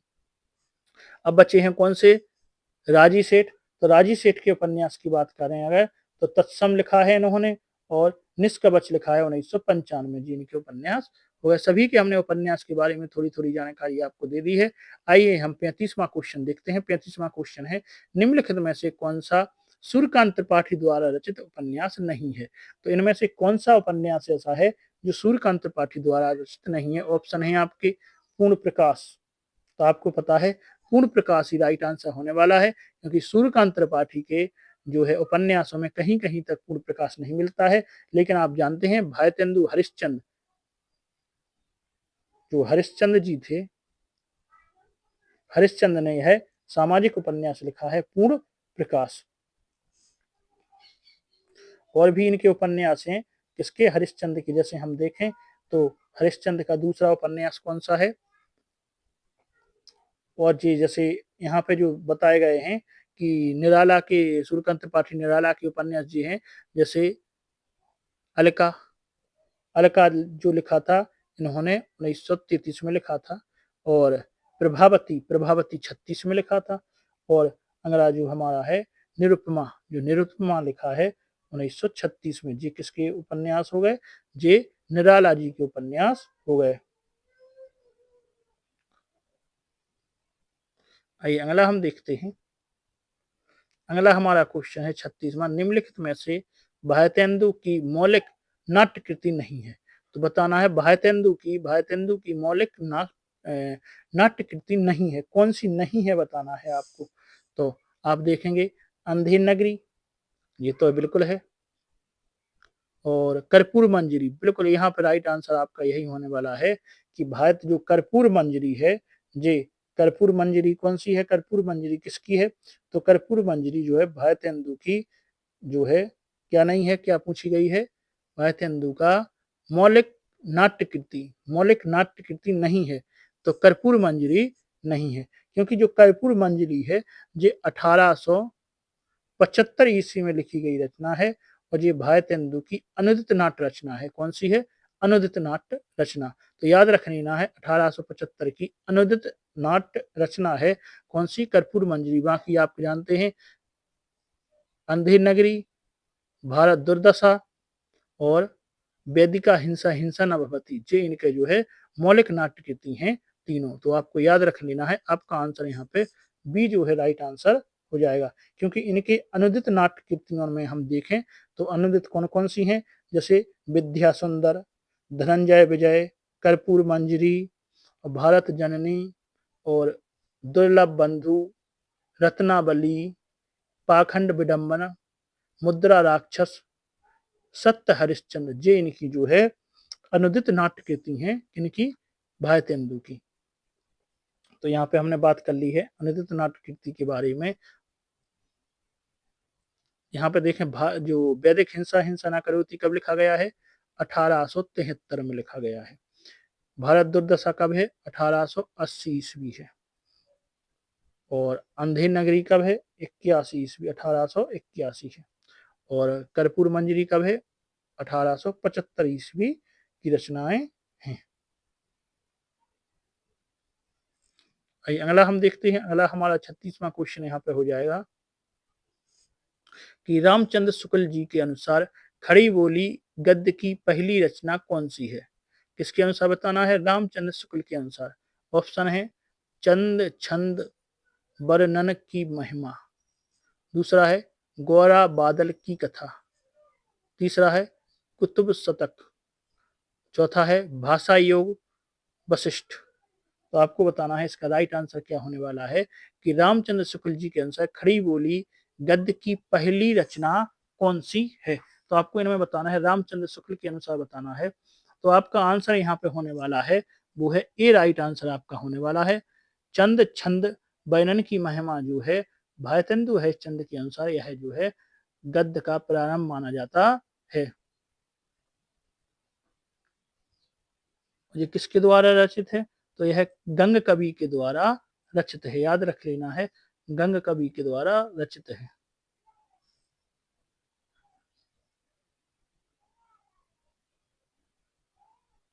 आइए आगे हम देखते हैं, अगला हमारा जो है अगला आपका है अधैर्य का कवि किसे कहा जाता है। तो अधैर्य का कवि किसे कहा जाता है, ऑप्शन है दिनकर को, त्रिलोचन को। तो अब दिनकर के बारे में हम जानते हैं कि राष्ट्रीय सांस्कृतिक काव्य धारा के सबसे सशक्त कवि जो हैं वो रामधारी सिंह दिनकर ही हैं, और इनको ही हम क्या कहते हैं, अधैर्य का कवि मानते हैं। दिनकर जी का जन्म जो है कब हुआ था, इनका जन्म 1908 ईस्वी में हुआ था। कहाँ पर, सिमरिया जिला मंगूर बिहार में, मंगीर बिहार में जो है इनका जन्म हुआ था। और जो जी हैं जो हिंदी के सलाहकार, भारत सरकार के हिंदी के सलाहकार भी रहे हैं और भागलपुर विश्वविद्यालय में जी उप कुलपति भी रहे हैं, ये भी इनके बारे में आप जानकारी देख लें। आइए अगला हम क्वेश्चन देखते हैं। अगला क्वेश्चन, निम्नलिखित में से कौन सी रचना सेनापति की है। तो इनमें से कौन सी ऐसी रचना है जो सेनापति की है। आपके ऑप्शन है रसराज, दूसरा है राम रसायन, तीसरा है कवित्र रत्नाकर, चौथा है भाव विलास। तो आपको बताना है कि सेनापति की इनमें से रचना कौन सी मानी जाएगी। तो आपका यहाँ पे आंसर क्या होने वाला है, सेनापति की रचना यहाँ पे होने वाली है कवित्र रत्नाकर। बी जो है आपका राइट आंसर यहाँ पे होने वाला है कवित्र रत्नाकर जो है सेनापति की जो है रचना है। और कवित्र रत्नाकर के बारे में अगर हम आपको बताएं तो इसमें जो है 5 तरंग, कितने, 5 तरंग और 394 छंद में राम कथा का जो है वर्णन किया गया है। 394 छंद में क्या है, राम कथा का वर्णन किया गया है। किसमें, कवित्त रत्नाकर में। आइए अगला क्वेश्चन देखते हैं। अगला हमारा यहाँ पे 40वां क्वेश्चन है कि कृष्ण काव्य के प्रमुख कवि कौन माने जाते हैं। तो कृष्ण काव्य के रहीम, तुलसी, सूरदास या आचार्य शुक्ल। तो आप जानते हैं कृष्ण की बात अगर आ जाए और प्रमुख कवियों की बात आए तो सूरदास का नाम तो आपको मिलेगा ही। तो कृष्ण के प्रमुख कौन थे, सूरदास जी थे। राम के कौन थे, तुलसीदास जी माने जाते हैं। तो सी आपका यहाँ पे राइट आंसर हो जाएगा। किसको माना जाएगा, सी, सूरदास को माना जाएगा, क्योंकि यह जो है प्रतिनिधि कवि माने जाते हैं, कृष्ण काव्य धारा के प्रतिनिधि कवि। और तुलसीदास आप जानते हैं राम काव्य के प्रतिनिधि कवि माने जाते हैं। कृष्ण काव्य के प्रतिनिधि कवि, ए राम के प्रतिनिधि कवि। और आचार्य रामचंद्र शुक्ल जो हैं भारतेंदु युग के जो है प्रमुख आलोचक हैं। तो रामचंद्र शुक्ल कौन हो गए, भारतेंदु युग के प्रमुख आलोचक मान। और रहीम, तो रहीम दास जो हैं यह संप्रदाय निक्षेप कवि थे और सभी संप्रदायों के प्रति जो इनका सदा जो समादर जो है भाव रहते थे। तो आइए इसका आंसर आपका क्या हो गया है, सी जो है इसका राइट आंसर हो गया है। आइए अगला हम क्वेश्चन देखते हैं। अगला है रामानुजाचार्य ने किस दर्शन का प्रतिपादन किया था। ऑप्शन है आपके अद्वैतवाद का, दूसरा है विशिष्टाद्वैतवाद का, शुद्धाद्वैतवाद का और द्वैता द्वैतवाद का। तो आपको इनमें से राइट आंसर बताना है कि किसने, रामानुजाचार्य ने। तो आपका यहाँ पे राइट आंसर होने वाला है वो है विशिष्टाद्वैतवाद का जो है इन्होंने प्रतिपादन किया था। सी जो है इसका राइट आंसर हो जाएगा। यहाँ पे दिया गया है अद्वैतवाद का अगर हम बताएं तो अद्वैतवाद के जो है संप्रदायक कौन है। तो इनके संप्रदायक हैं स्मार्त। और प्रतिपादक किसने किया था, तो इसका प्रतिपादक जो है शंकराचार्य ने। किसने, शंकराचार्य ने किया था। और यहाँ पे दूसरा ऑप्शन है आपका विशिष्टाद्वैतवाद। तो विशिष्टाद्वैतवाद तो आप जान गए हैं कि किसने किया था, रामानुजाचार्य। और संप्रदाय क्या है, श्री संप्रदाय है। और शुद्धाद्वैतवाद का किसने किया है, तो इसका जो है प्रतिपादन किया है ये हैं विष्णु, कौन है, विष्णु प्रभाकर, विष्णु स्वामी, सॉरी प्रभाकर नहीं स्वामी, विष्णु स्वामी होंगे। और द्वैतवाद का किसने किया है, अच्छा इसका जो है संप्रदाय कौन है, रुद्र संप्रदाय है। और जो है द्वैतवाद का किसने किया है, मध्वाचार्य ने। कौन ने, मध्वाचार्य ने। और इनका जो है संप्रदाय क्या है, ब्रह्म संप्रदाय है। तो आपका राइट आंसर क्या हो गया है, सी जो है इसका राइट आंसर हो गया है।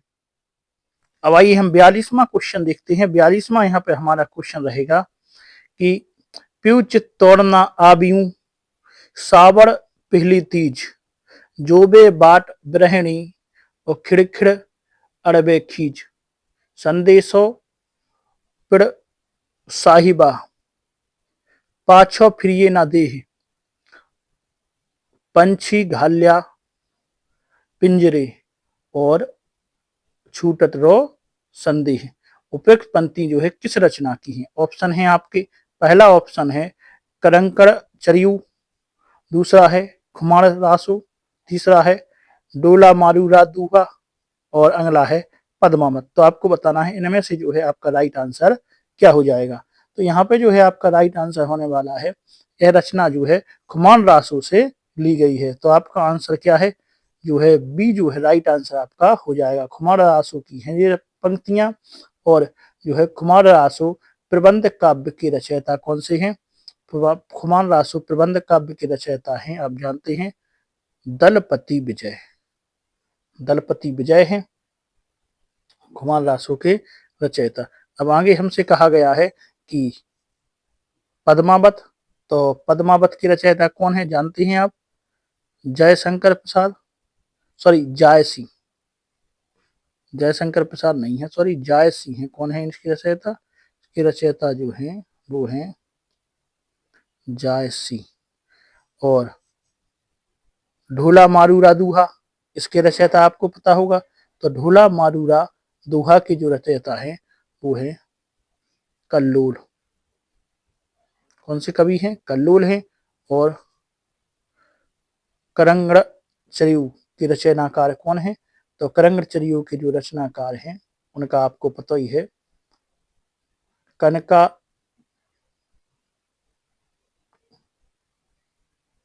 कनकामर मुनि, कनकामर मुनि है। तो आपका आंसर जो है आपको पता चल गया है, बी जो है यहाँ पे राइट आंसर था।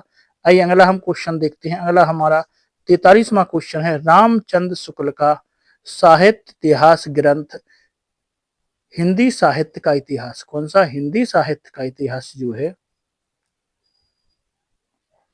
किसकी बात हो रही है? हिंदी साहित्य का इतिहास नगरी पिचानी सभा से प्रकाशित हिंदी शब्द सागर की भूमिका में किस शीर्षक से लिया गया है? तो आपको शीर्षक बताना है कि जो हिंदी साहित्य का इतिहास है यह जो नागरी पिचानी सभा है कि प्रकाशन में जो है हिंदी शब्द सागर में कौन से शीर्षक से लिया गया है? ऑप्शन आपके नीचे है। ऑप्शन है आपके हिंदी साहित्य की भूमिका से, या हिंदी साहित्य की परंपरा से, या हिंदी साहित्य का अतीत से, या हिंदी साहित्य का विकास से। तो आपका यहाँ पे राइट आंसर क्या होने वाला है? आपका राइट आंसर जो है यहाँ पे हिंदी साहित्य के विकास से लिया गया है। डी जो है यहाँ पे राइट आंसर आपका हो जाएगा। रामचंद्र शुक्ल का जो है साहित्य इतिहास ग्रंथ, हिंदी साहित्य का इतिहास जो है नागरी पिचानी सभा के प्रकाशित हिंदी शब्द सागर की भूमिका के रूप में जो है हिंदी साहित्य के विकास शीर्षक से कब लिया गया था? तो यह 1929 ईस्वी में प्रकाशित हुआ था। हिंदी साहित्य की भूमिका के बारे में अगर आपको बताएं तो 1940 ईस्वी में जो है भारतेंदु हजारी प्रसाद द्विवेदी का ग्रंथ है। किसका? 1940 में लिखा गया, हजारी प्रसाद द्विवेदी का। और हिंदी साहित्य का जो अतीत है, हिंदी साहित्य का अतीत यह विश्वनाथ प्रसाद मिश्र का ग्रंथ माना जाता है, आप जानते होंगे। आइए अगला क्वेश्चन देखते हैं। अगला हमारा यहाँ पे क्वेश्चन है, झांसी जालौन हमीरपुर में कौन सी बोली प्रचलित है? तो आपको यहाँ पे बोली बतानी है कि कौन सी बोली प्रचलित है। आपके ऑप्शन है बुंदेली, ब्रजभाषा, कन्नौजी और मालवी। तो आपका यहाँ पे राइट आंसर होने वाला है, आप जानते हैं कि राइट आंसर क्या होगा? बुंदेली। ये जो है यहाँ पे राइट आंसर आपका हो जाएगा। आप जानते हैं झांसी जालौन हमीरपुर में जो है बुंदेली प्रचलित है। और अगर हम देखें कन्नौजी कहाँ कहाँ पे है, तो कन्नौजी जो हमारी भाषा है ये कहाँ पर है? यह इटावा, हरदोई, कानपुर। और ब्रजभाषा, ब्रजभाषा तो आप जानते ही है मथुरा आगरा में प्रचलित है। आइए अगला हम देखते हैं। अगला हमारा यहाँ पे क्वेश्चन होगा, अगला क्वेश्चन है, कौन सी भाषा द्रविड़ परिवार की नहीं है? तो इनमें से कौन सी ऐसी भाषा है जो द्रविड़ परिवार की नहीं है?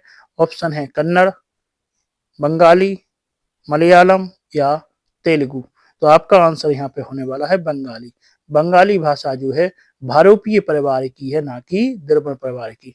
और द्रविड़ परिवार की भाषाएं कौन कौन सी हो जाएंगी? कन्नड़ हो जाएगी, मलयालम हो जाएगी, तेलुगु हो जाएगी। तीनों किसकी हैं? द्रविड़ परिवार की हैं।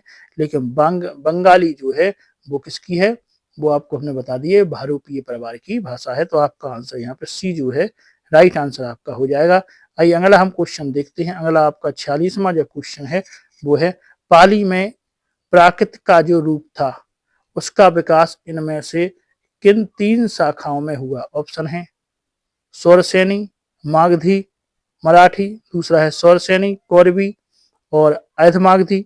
तीसरा है ऐधमागधी, अपभ्रंश, कौरवी और मागधी। अगला है स्वरसेनी, नागर अपभ्रंश और महाराष्ट्री। तो आपका यहाँ पे राइट आंसर आपको बताना है। तो यहाँ पे आपका राइट आंसर जो है ए जो है यहाँ पे राइट आंसर आपका हो जाएगा। कौन सा हो जाएगा? ए आपका राइट आंसर हो जाएगा। पाली में प्राकृतिक का जो रूप है उसका विकास किन से? स्वरसेनी से, मागधी और महाराष्ट्री से हुआ है।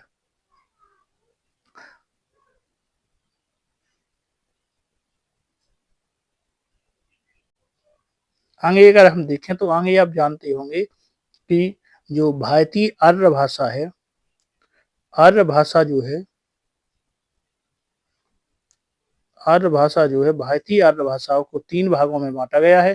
पहला जो है आप जानते हैं 1500 ईस्वी पूर्व से 500 ईस्वी पूर्व तक होता है, जिसको हम कहते हैं प्राचीन भारतीय आर्य भाषा। दूसरा जो है वो है 500 ईस्वी पूर्व से कब तक, 500 ईस्वी पूर्व से 1000 ईस्वी तक, इसको हम मध्यकालीन भारतीय आर्य भाषा कहते हैं। और आधुनिक तीसरी जो है 1000 ईस्वी से अब तक जो चली आ रही है उसको कहते हैं आधुनिक भारतीय आर्य भाषा। अगर इनमें हम देखें तो जो है जो प्राचीन भारतीय आर्य भाषा जी कब से कब तक चली है, 1500 ईस्वी पूर्व से 500 ईस्वी। मध्यकालीन आर्य भाषा को अगर देखें तो 3 प्रकार से बटी है। इसको पहली को कहते हैं हम पाली भाषा, दूसरी को कहते हैं प्राकृत भाषा और तीसरी को हम कहते हैं अपभ्रंश भाषा।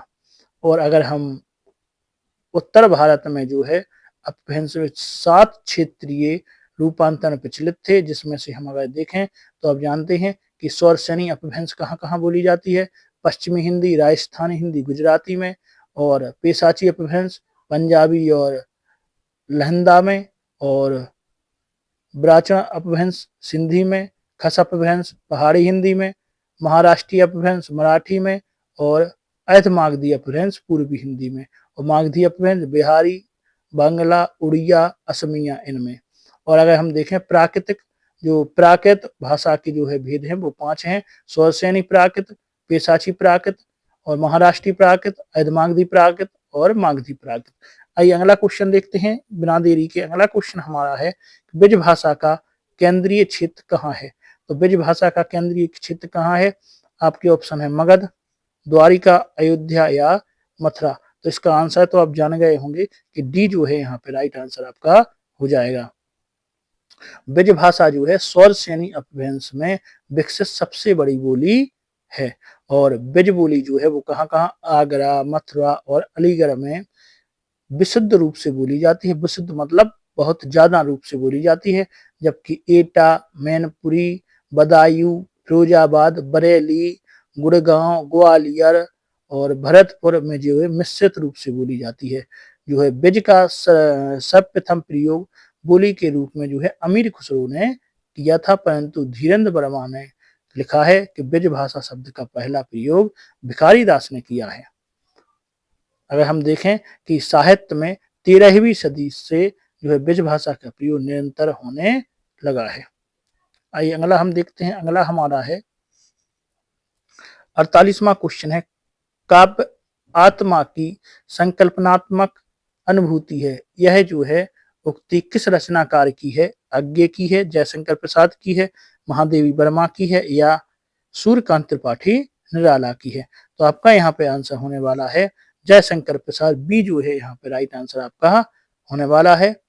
काव्य आत्मा की संकल्पनात्मक अनुभूति जयशंकर प्रसाद का कथन है।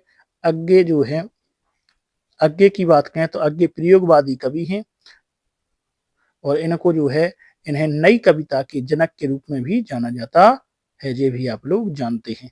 महादेवी वर्मा और सूर्यकांत त्रिपाठी छायावाद के 4 स्तंभों में गिने जाते हैं, ये भी आप जानते हैं।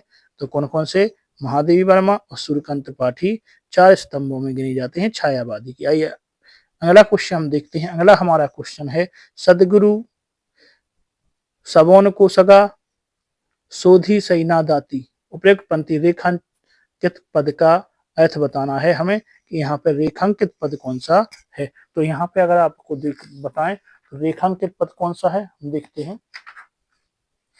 इनमें से जो है रेखांकित पद हमारा इनमें से है, यहाँ पे दिया नहीं गया है कि आपको रेखांकित पद यहाँ पे हम बता रहे हैं।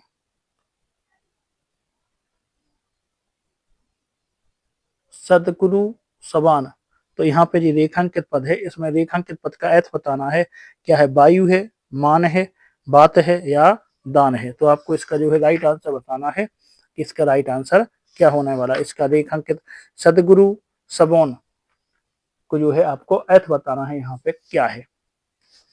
तो आपका आंसर क्या होने वाला है, तो यहाँ पे आंसर होने वाला है डी। रेखांकित पद जो है उसका सही अर्थ क्या है? दान है। उपयुक्त पंक्ति का अर्थ है सदगुरु के समान कोई अपना नहीं है और शुद्धि जैसा कोई दान नहीं है।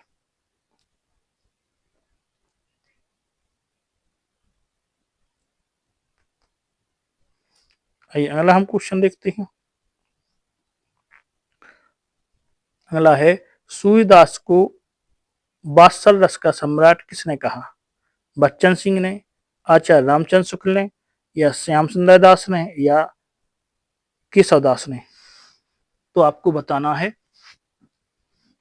कि सूरदास को वात्सल्य का सम्राट किसने कहा है। तो आपका आंसर राइट होने वाला है आचार्य रामचंद्र शुक्ल ने। बी जो है यहाँ पे राइट आंसर आपका हो जाएगा। आइए अगला क्वेश्चन देखते हैं। अगला है मेरी भव बाधा हरो राधा नगरी सोए और जातन की झाई परे श्याम हरित दुति हुए। बिहारी के इस दोहे के संदर्भ में निम्नलिखित में से कौन सा विकल्प सही है? ऑप्शन है आपके पहला राधा की स्तुति और श्लोक अलंकार, कृष्ण की स्तुति और अनुप्रियास अलंकार, कृष्ण की स्तुति यमक अलंकार और कृष्ण की स्तुति और श्लेष अलंकार। तो आपको बताना है इसका राइट आंसर आपका क्या होगा। तो यहाँ पे इसका राइट आंसर जो है राधा की स्तुति हो रही है और श्लेष अलंकार यहाँ पे हो जाएगा। आइए अगला हम क्वेश्चन देखते हैं। अगला हमारा क्वेश्चन है सांदगीत कविता संग्रह में निम्न में से कौन सी कविता जो है संकलित है? ऑप्शन है आपके बीन भी हूं मैं तुम्हारी रागिनी भी हूं, दूसरा है फिर विकल है प्राण मेरे, अगला यह मंदिर का द्वीप इसे नीरव जलने दो, और लास्ट जो है आपका वो है मैं नीर भरी दुख की बदली। तो यहाँ पे आपको बताना है कि जो कविता संग्रह में निम्न कौन सी कविता संग्रह है किसकी? सांदगीत की। तो आपका यहाँ पे राइट आंसर जो होने वाला है वो है डी, जो हमारा था नीर भरी दुख की बदली, जो है यहाँ पे राइट आंसर हो जाएगा। आइए अगला 53वां हमारा क्वेश्चन है कि नदी के द्वीप कविता में कवि ने किसे शाश्वत माना है? ऑप्शन है जीवन को, व्यक्ति व समाज को, मृत्यु को, या संसार को। तो आपका यहाँ पे राइट आंसर होने वाला है वो है व्यक्ति व समाज को। बी जो है यहाँ पे राइट आंसर हो जाएगा। नदी की द्वीप कविता में जो है व्यक्ति व समाज को शाश्वत माना गया है। नदी की द्वीप कविता किसकी लिखित है? तो अज्ञे द्वारा लिखित है। अज्ञे द्वारा लिखित है। अज्ञे की अगर और कृतियां देखें तो आप जानते हैं असाध्य वीणा, अलगी बाजे की, आगंतुक, यह दीप अकेला, हरी घास पर क्षण भर, बाबरा अहेरी।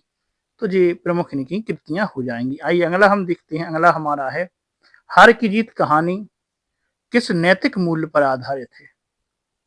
दया और झूठ पर, दया और प्रेम पर, सत्य पर और सम्मान पर। तो आपका यहाँ पे राइट आंसर होने वाला है दया और प्रेम पर। बी जो है यहाँ पे राइट आंसर आपका हो जाएगा। आइए अगला हम क्वेश्चन देखते हैं। अगला है श्रम की महिमा कविता का मूल संदेश क्या है? सेवा ही ईश्वर है, आत्मनिर्भर बनो, परिश्रम करो, या कोई काम तुच्छ नहीं होता। तो आपका यहाँ पे राइट आंसर होने वाला है क्या है? आपका जो राइट आंसर यहाँ पे 55 का होने वाला है वो है कोई काम तुच्छ नहीं होता। डी जो है यहाँ पे राइट आंसर आपका हो जाएगा। आइए अगला हम क्वेश्चन देखते हैं। अगला हमारा 56वां क्वेश्चन है खूनी हस्ताक्षर कविता का आशय।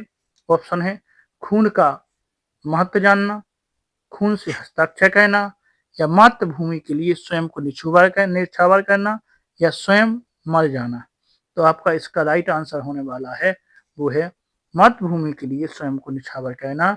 ये खूनी हस्ताक्षर का आशय है। सी जो है यहाँ पे राइट आंसर आपका हो जाएगा। आइए अगला है मेरी माँ पाठ विधा की रचना है, जीवनी है, कहानी है। मेरी माँ क्या है? जीवनी, कहानी, कविता, या आत्मकथा। तो आपका यहाँ पे राइट आंसर होने वाला है वो है आत्मकथा। डी जो है यहाँ पे राइट आंसर हो जाएगा।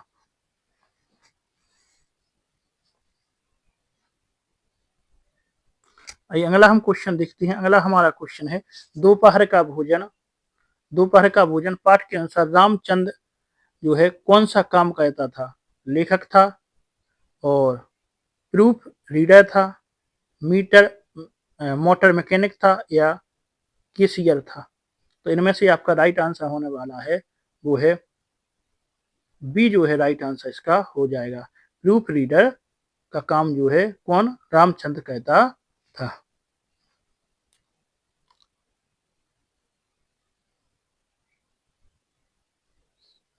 अगर बात कहें दोपहर का भोजन जो है किसकी रचना है, तो अमरकांत की रचना है। आइए अगला हम देखते हैं। अगला हमारा क्वेश्चन हो जाएगा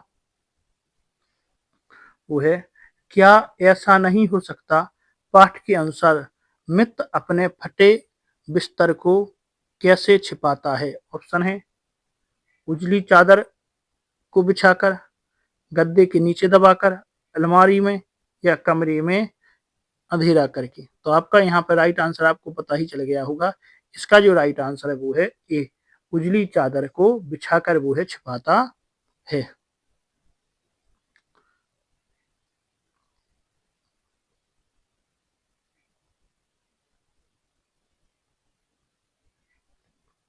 अगला 60वां हमारा क्वेश्चन है आत्मविश्वास पाठ के अनुसार दुविधा किसका दुश्मन है? आत्मविश्वास का, निराशा का, विकल्प का या सुग्रीव का? तो आपका राइट आंसर यहाँ पे होने वाला है आत्मविश्वास का।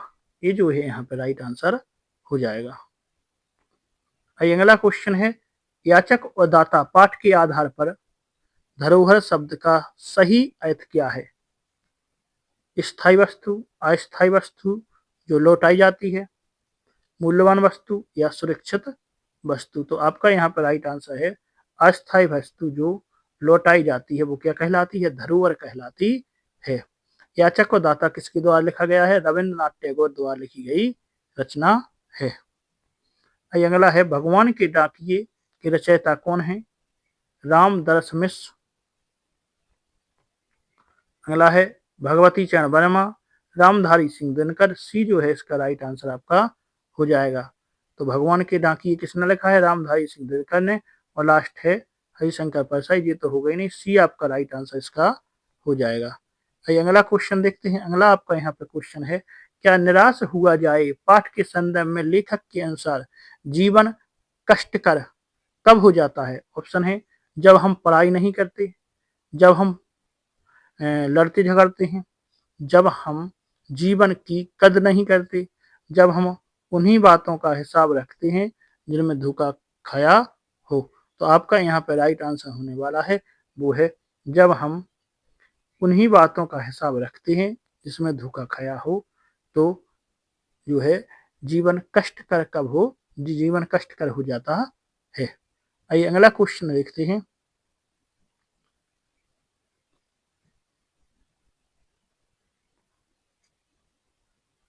चौसठवां यहाँ पे हमारा क्वेश्चन है रमेश चंद्र साहे की रचना कठिन समय में किस विधा की रचना है? निबंध है, डायरी है, कविता या कहानी है?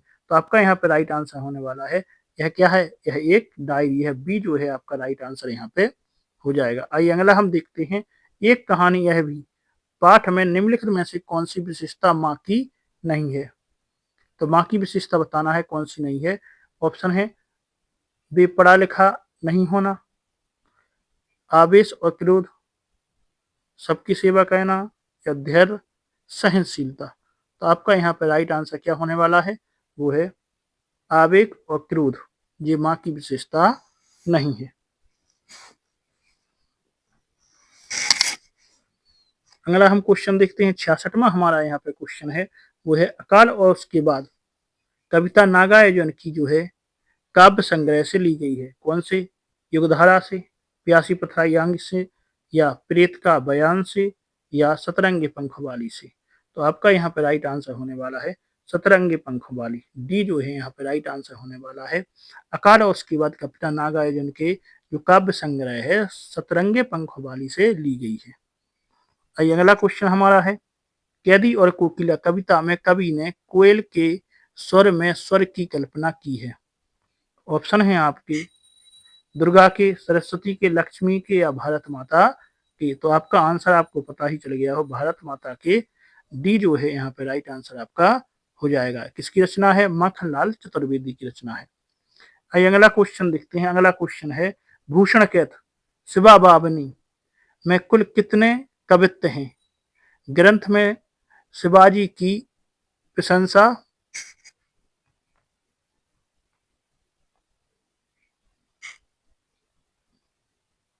तो यहाँ पे हम देखें कि जो है भूषण कैथ शिवा बावनी ग्रंथ में शिवाजी की प्रशंसा में कुल जो है 52 कवित्व हैं। कितने?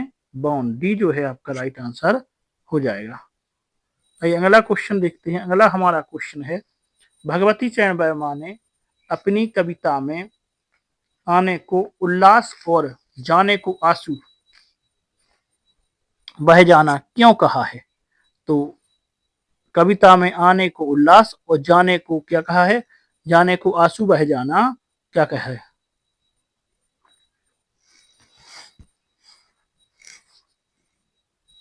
तो आइए देखते हैं। ऑप्शन है आपकी कवि के आने से लोगों में भय फैलता है, प्रेमिका के वियोग के कारण, कवि के आने से उल्लास और जाने से दुख उत्पन्न होता है, या इनमें से कोई नहीं। तो इसका आंसर जो है आपका होने वाला है सी जो है राइट आंसर होने वाला है। कवि के आने से उल्लास और जाने से दुख उत्पन्न होता है। यह जो है किससे ली गई है?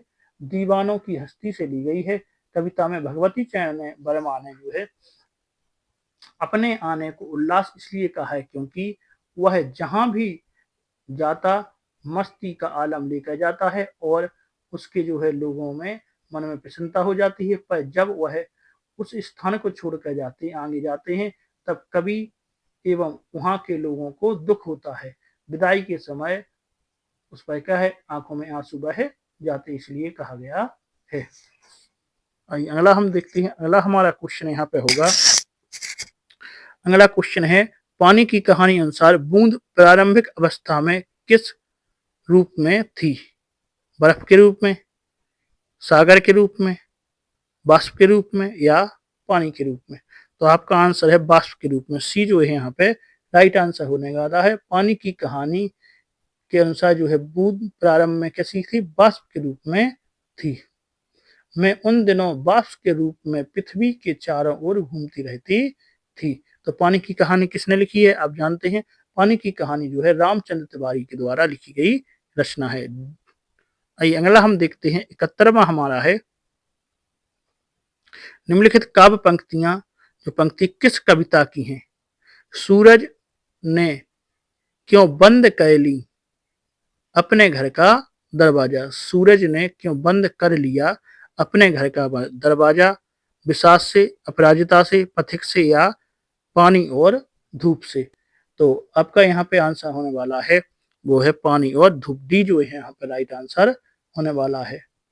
सूरज ने क्यों बंद कर लिया अपने घर का दरवाजा काव्य पंक्ति पानी और धूप नामक कविता से ली गई है। इसकी रचयिता आप जानते ही हैं कौन है? सुभद्रा कुमारी चौहान। सुभद्रा कुमारी चौहान जी हैं इसके रचयिता। आइए अगला हम देखते हैं। 72वां हमारा यहाँ पे क्वेश्चन होगा वह निम्नलिखित में से कौन सी रचना हरिशंकर परसाई की नहीं है? तो हरिशंकर परसाई की रचना इनमें से कौन सी नहीं है आपको बताना है। ऑप्शन है प्रेमचंद के फटे जूते और रानी नागफनी की कहानी, अगला भूत के पांव पीछे और करबला। तो आपको यहाँ पे राइट आंसर बताना है। तो हरिशंकर परसाई की नहीं है कौन सी? करबला। डी जो है आपका राइट आंसर होने वाला है। करबला रचना अगर पूछा जाए किसकी है तो करबला जो रचना है वह प्रेमचंद की रचना है। प्रेमचंद का नाटक है। किसका? प्रेमचंद का। प्रेमचंद का नाटक है। आइए अगला देखते हैं। अगला हमारा 73वां क्वेश्चन है मेरे बचपन के दिन के अनुसार महादेवी वर्मा के भाई का क्या नाम था? मनमोहन, कृष्णमोहन, जगमोहन, हरिमोहन। तो आपका यहाँ पे राइट आंसर होने वाला है वो है मनमोहन। ए जो है यहाँ पे राइट आंसर होने वाला है। मेरे बचपन के दिन पाठ के अनुसार महादेवी वर्मा के भाई की जो नाम है मनमोहन था। आइए अगला हम 74वां क्वेश्चन देखते हैं। 74वां क्वेश्चन हमारा है पंच परमेश्वर पाठ के आधार पर हम हज के लिए जाते समय जुम्मन अपना घर किसे सौंप गया था? अलगू को, रामधर्मिष्ठ को, या समझू को, या बटेश्वर को? तो आपका यहाँ पे आंसर होने वाला है अलगू को। ये जो है यहाँ पे राइट आंसर आपका होने वाला है। आइए अगला क्वेश्चन देखते हैं हम। 75वां क्वेश्चन है, उपभोक्तावाद की संस्कृति पाठ के लेखक कौन है? श्यामा चरण दुबे, हरिशंकर परसाई, महादेवी वर्मा, या राहुल संकेतन? तो आपका यहाँ पे राइट आंसर होने वाला है क्या है? आप जानते ही हैं, श्यामा चरण दुबे जो है इसके लेखक हैं। तो ये जो है आपका यहाँ पे राइट आंसर हो जाएगा। आइए अगला हम देखते हैं। अगला हमारा 76वां है, लहासा की ओर पाठ के आधार पर तिब्बत में भिक्षु को क्या कहते थे? भिखारी, बुद्ध के सैनिक, या नमसे, या लास्ट है आपका यमस्ते? तो आपका यहाँ पे राइट आंसर होने वाला है वो है बी जो है राइट आंसर होने वाला है नमसे। तो लहासा की ओर पाठ के आधार पर तिब्बत के भिक्षुओं को नमसे कहते थे। क्या कहते थे? नमसे। बी जो है राइट आंसर आपका हो जाएगा। आइए अगला हम देखते हैं। 77वां क्वेश्चन है, छाया मत छूना किसकी रचना है? गिरिजा कुमार माथुर की, अज्ञे की, हिमांशु जोशी की, या रघुवीर की? तो आपका यहाँ पे राइट आंसर होने वाला है छाया मत छूना जो है गिरिजा कुमार माथुर की रचना है। ये जो है आपका राइट आंसर हो जाएगा। आइए 77 के बाद अब 78वां क्वेश्चन देखते हैं। ग्रामश्री पाठ के आधार अनुसार अरहर और सनई की बालियां किस रंग की हैं? हरे, सुनहरे, पीले, या सफेद? तो आपका यहाँ पे राइट आंसर होने वाला है कैसी है? जो है सुनहरी वालियां हैं। सी जो है यहाँ पे राइट आंसर आपका हो जाएगा। आइए अगला क्वेश्चन देखते हैं। बच्चे काम पर जा रहे हैं कविता में सारी गेंदें कहाँ गिर गई हैं? छत पर, नदी में, कुएं में, अंतरिक्ष में? तो डी जो है आपका राइट आंसर यहाँ पे हो जाएगा। सारी गेंदें कहाँ गिर गई हैं? अंतरिक्ष में गिर गई हैं। बच्चे काम पर जा रहे हैं राजेश जोशी की कविता है। पता ही होगा किसकी कविता है? राजेश जोशी की कविता है। अगला देखते हैं। मेघ आए पाठ के अनुसार गांव में पाहुन कहां से आए थे? गांव से, कस्बे से, नगर से, या विदेश से? तो आपको इसका आंसर ही पता होगा।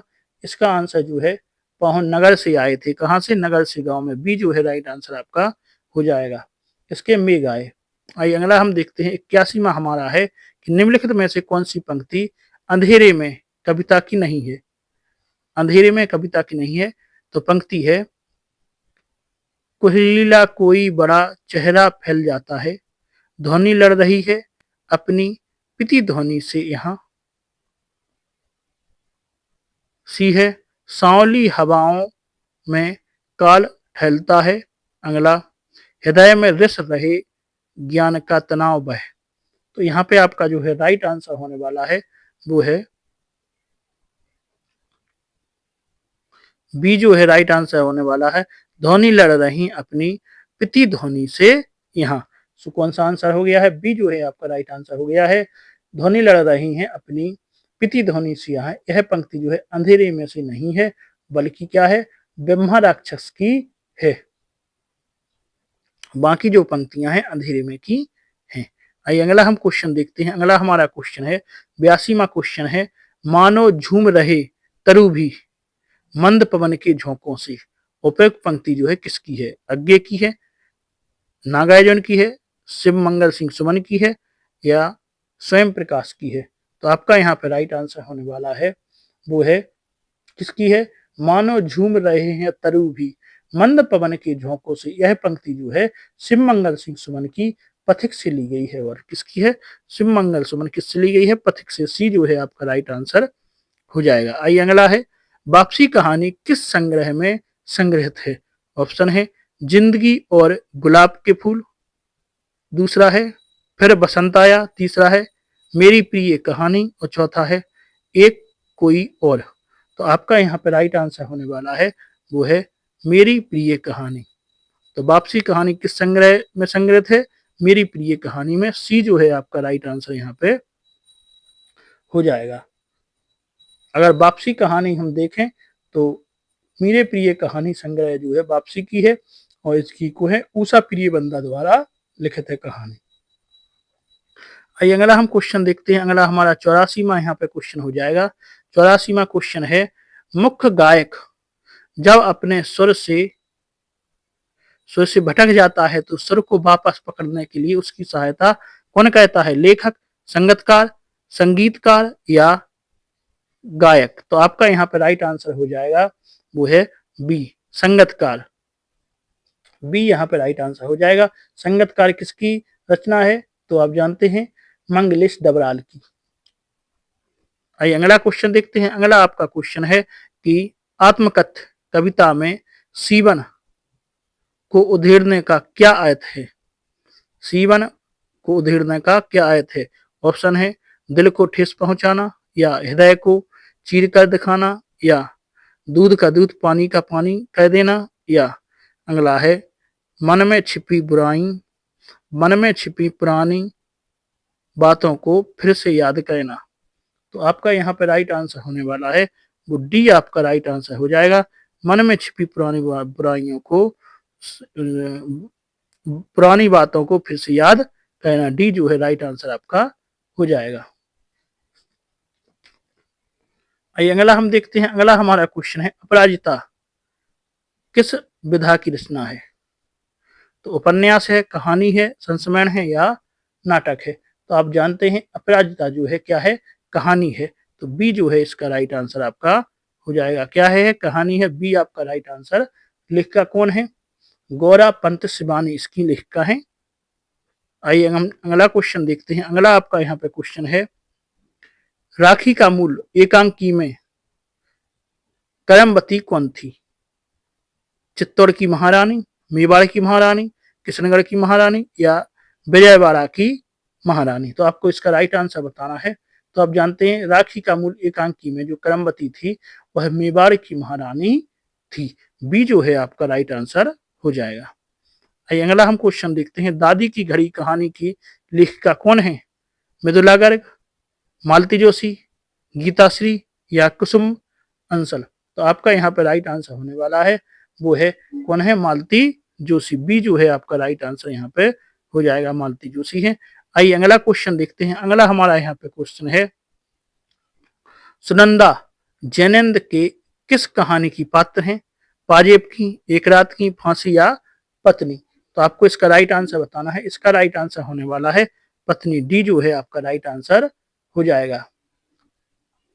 पत्नी कहानी की है। आइए अगला क्वेश्चन हम देखते हैं। अगला हमारा 90वां क्वेश्चन यहाँ पे हो जाएगा। 90वां क्वेश्चन आपका है कि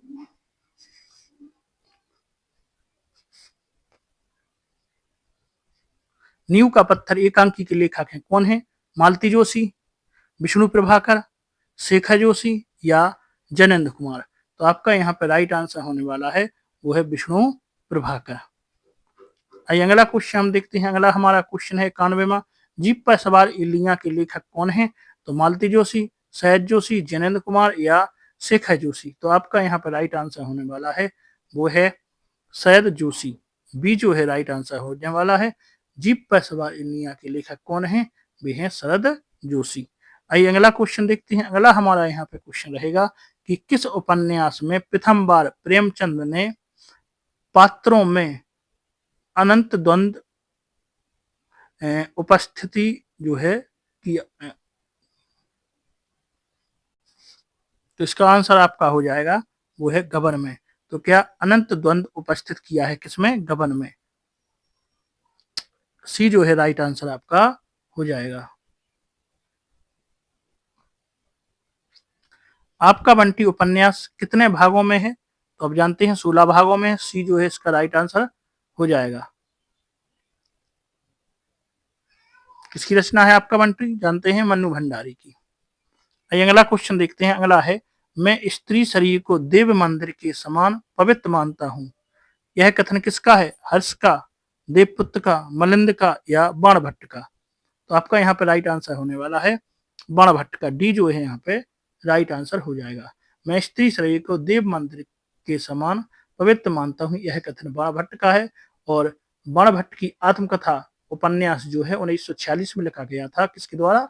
आचार्य हजारी प्रसाद द्विवेदी से लिया गया है। अगला हम क्वेश्चन देखते हैं। अगला आपका यहाँ पे क्वेश्चन है कि मैं क्यों लिखता हूँ?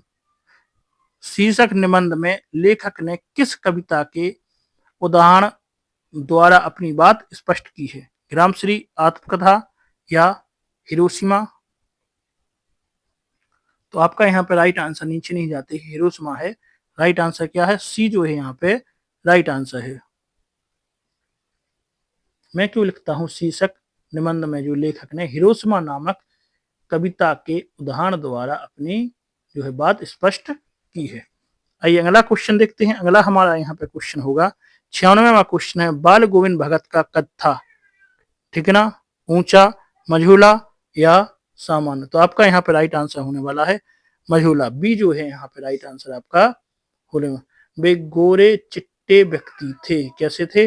मझोले कद के, गोरे चिट्टे वो चिट्टे व्यक्ति थे। कबीर पंथी टोपी पहनते थे, ये आपकी कविता में कहा गया है, आपको पता है। आइए अगला हम देखते हैं। अगला हमारा है, नवाब साहब ने खीरे को काटा, नमक, लाल मिर्च, बुरका, लेखक उसे खाया नहीं बल्कि क्या हुआ? उसके बाहर फेंक दिया, गरीबों को दे दिया, दूसरी यात्री को दे दिया, इनमें से कोई नहीं। तो आपको पता है खीरों का क्या किया था उन्होंने? बाहर फेंक दिया था खीरों को नवाब साहब ने। ये जो है यहाँ पे राइट आंसर आपका हो जाएगा। आइए अगला क्वेश्चन देखते हैं। नेताजी का चश्मा पाठ में सुभाष चंद्र की प्रतिमा में क्या कमी रह गई थी? टोपी नहीं थी, पगड़ी नहीं थी, चश्मा नहीं था या पुस्तक नहीं थी? तो आपको पता है कि चश्मा नहीं था। सी जो है यहाँ पे राइट आंसर आपका हो जाएगा। आइए अगला हम 99वां क्वेश्चन देखते हैं। नागार्जुन का वास्तविक नाम क्या है? वैद्यनाथ मिश्र या वैद्यदंत मिश्रा या गजानन माधव या मोहन राकेश? तो आपको राइट आंसर बताना है। राइट आंसर है वैद्यनाथ मिश्र जो है किसका? नागार्जुन का वास्तविक नाम है। ये जो है यहाँ पे राइट आंसर आपका हो जाएगा। आइए अगला क्वेश्चन देखते हैं। अगला लास्ट क्वेश्चन है। लास्ट हमारा क्वेश्चन यहाँ पे है कि निम्न में से कौन सा उपन्यास जो रचनाकार उत्तराखंड का नहीं है? तो पीताम्बर दत्त, बड़थवाल, सुमित्रानंद पंत, धर्मवीर भारती या लीलाधर जगूड़ी? तो आपका आंसर जो है सी राइट आंसर हो जाएगा। धर्मवीर भारती उत्तराखंड के रचनाकार नहीं है, बल्कि इनका संबंध कहां से है? इलाहाबाद से है, आप जानते हैं।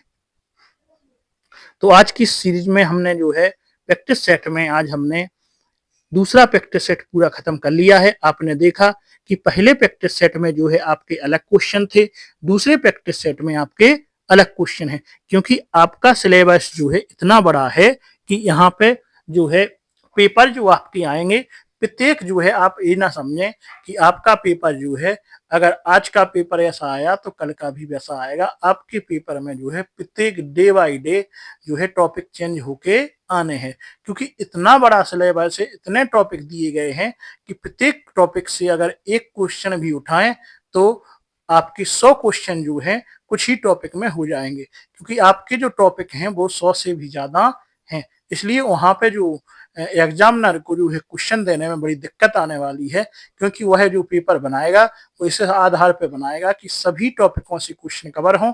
तो जितने भी पेपर होंगे, जितने दिन पेपर चलेंगे, सभी पेपरों में जो है न्यू न्यू टॉपिकों से क्वेश्चन आते रहेंगे। तो हमें जो है इसी प्रकार से यहाँ पे हमने आपको भी बताया, हमने जो लिख रखा है वास्तविक पेपर की झलक। तो आप पूरे प्रैक्टिस सेट अगर यहाँ पे लगाएंगे तो आपको पता चल जाएगा कि आपके जो क्वेश्चन है किस प्रकार से होने वाला है। तो यहाँ पे हमने उसी को देखते हुए सब अलग अलग प्रकार से जो है क्वेश्चन यहाँ पे कवर किए गए हैं। तो आप लोग वीडियो को अभी तक आपने यदि सब्सक्राइब नहीं किया है, चैनल को सब्सक्राइब कर लें, वीडियो को लाइक नहीं किया है लाइक कर दें और वीडियो शेयर भी कर दें। तो आज के इस वीडियो में हम इतना ही रहने देते हैं। आगे फिर से आपके साथ एक नए टॉपिक के साथ मुलाकात होगी और एक नए प्रैक्टिस सेट के साथ मुलाकात होगी। हम पर डे आपके लिए एक प्रैक्टिस सेट लेकर आ रहे हैं। तो आज के इस वीडियो में हम इतना ही रहने देते हैं, आगे फिर मुलाकात होगी। धन्यवाद। जब तक आप चैनल को सब्सक्राइब कर लें और जो भी आपने पुराने वीडियो नहीं देखे हैं वो भी देख लें। सभी टॉपिक के वीडियो हमने आपके लिए अपलोड कर दिए हैं। तो आज के लिए इतना ही रहने देते हैं। धन्यवाद।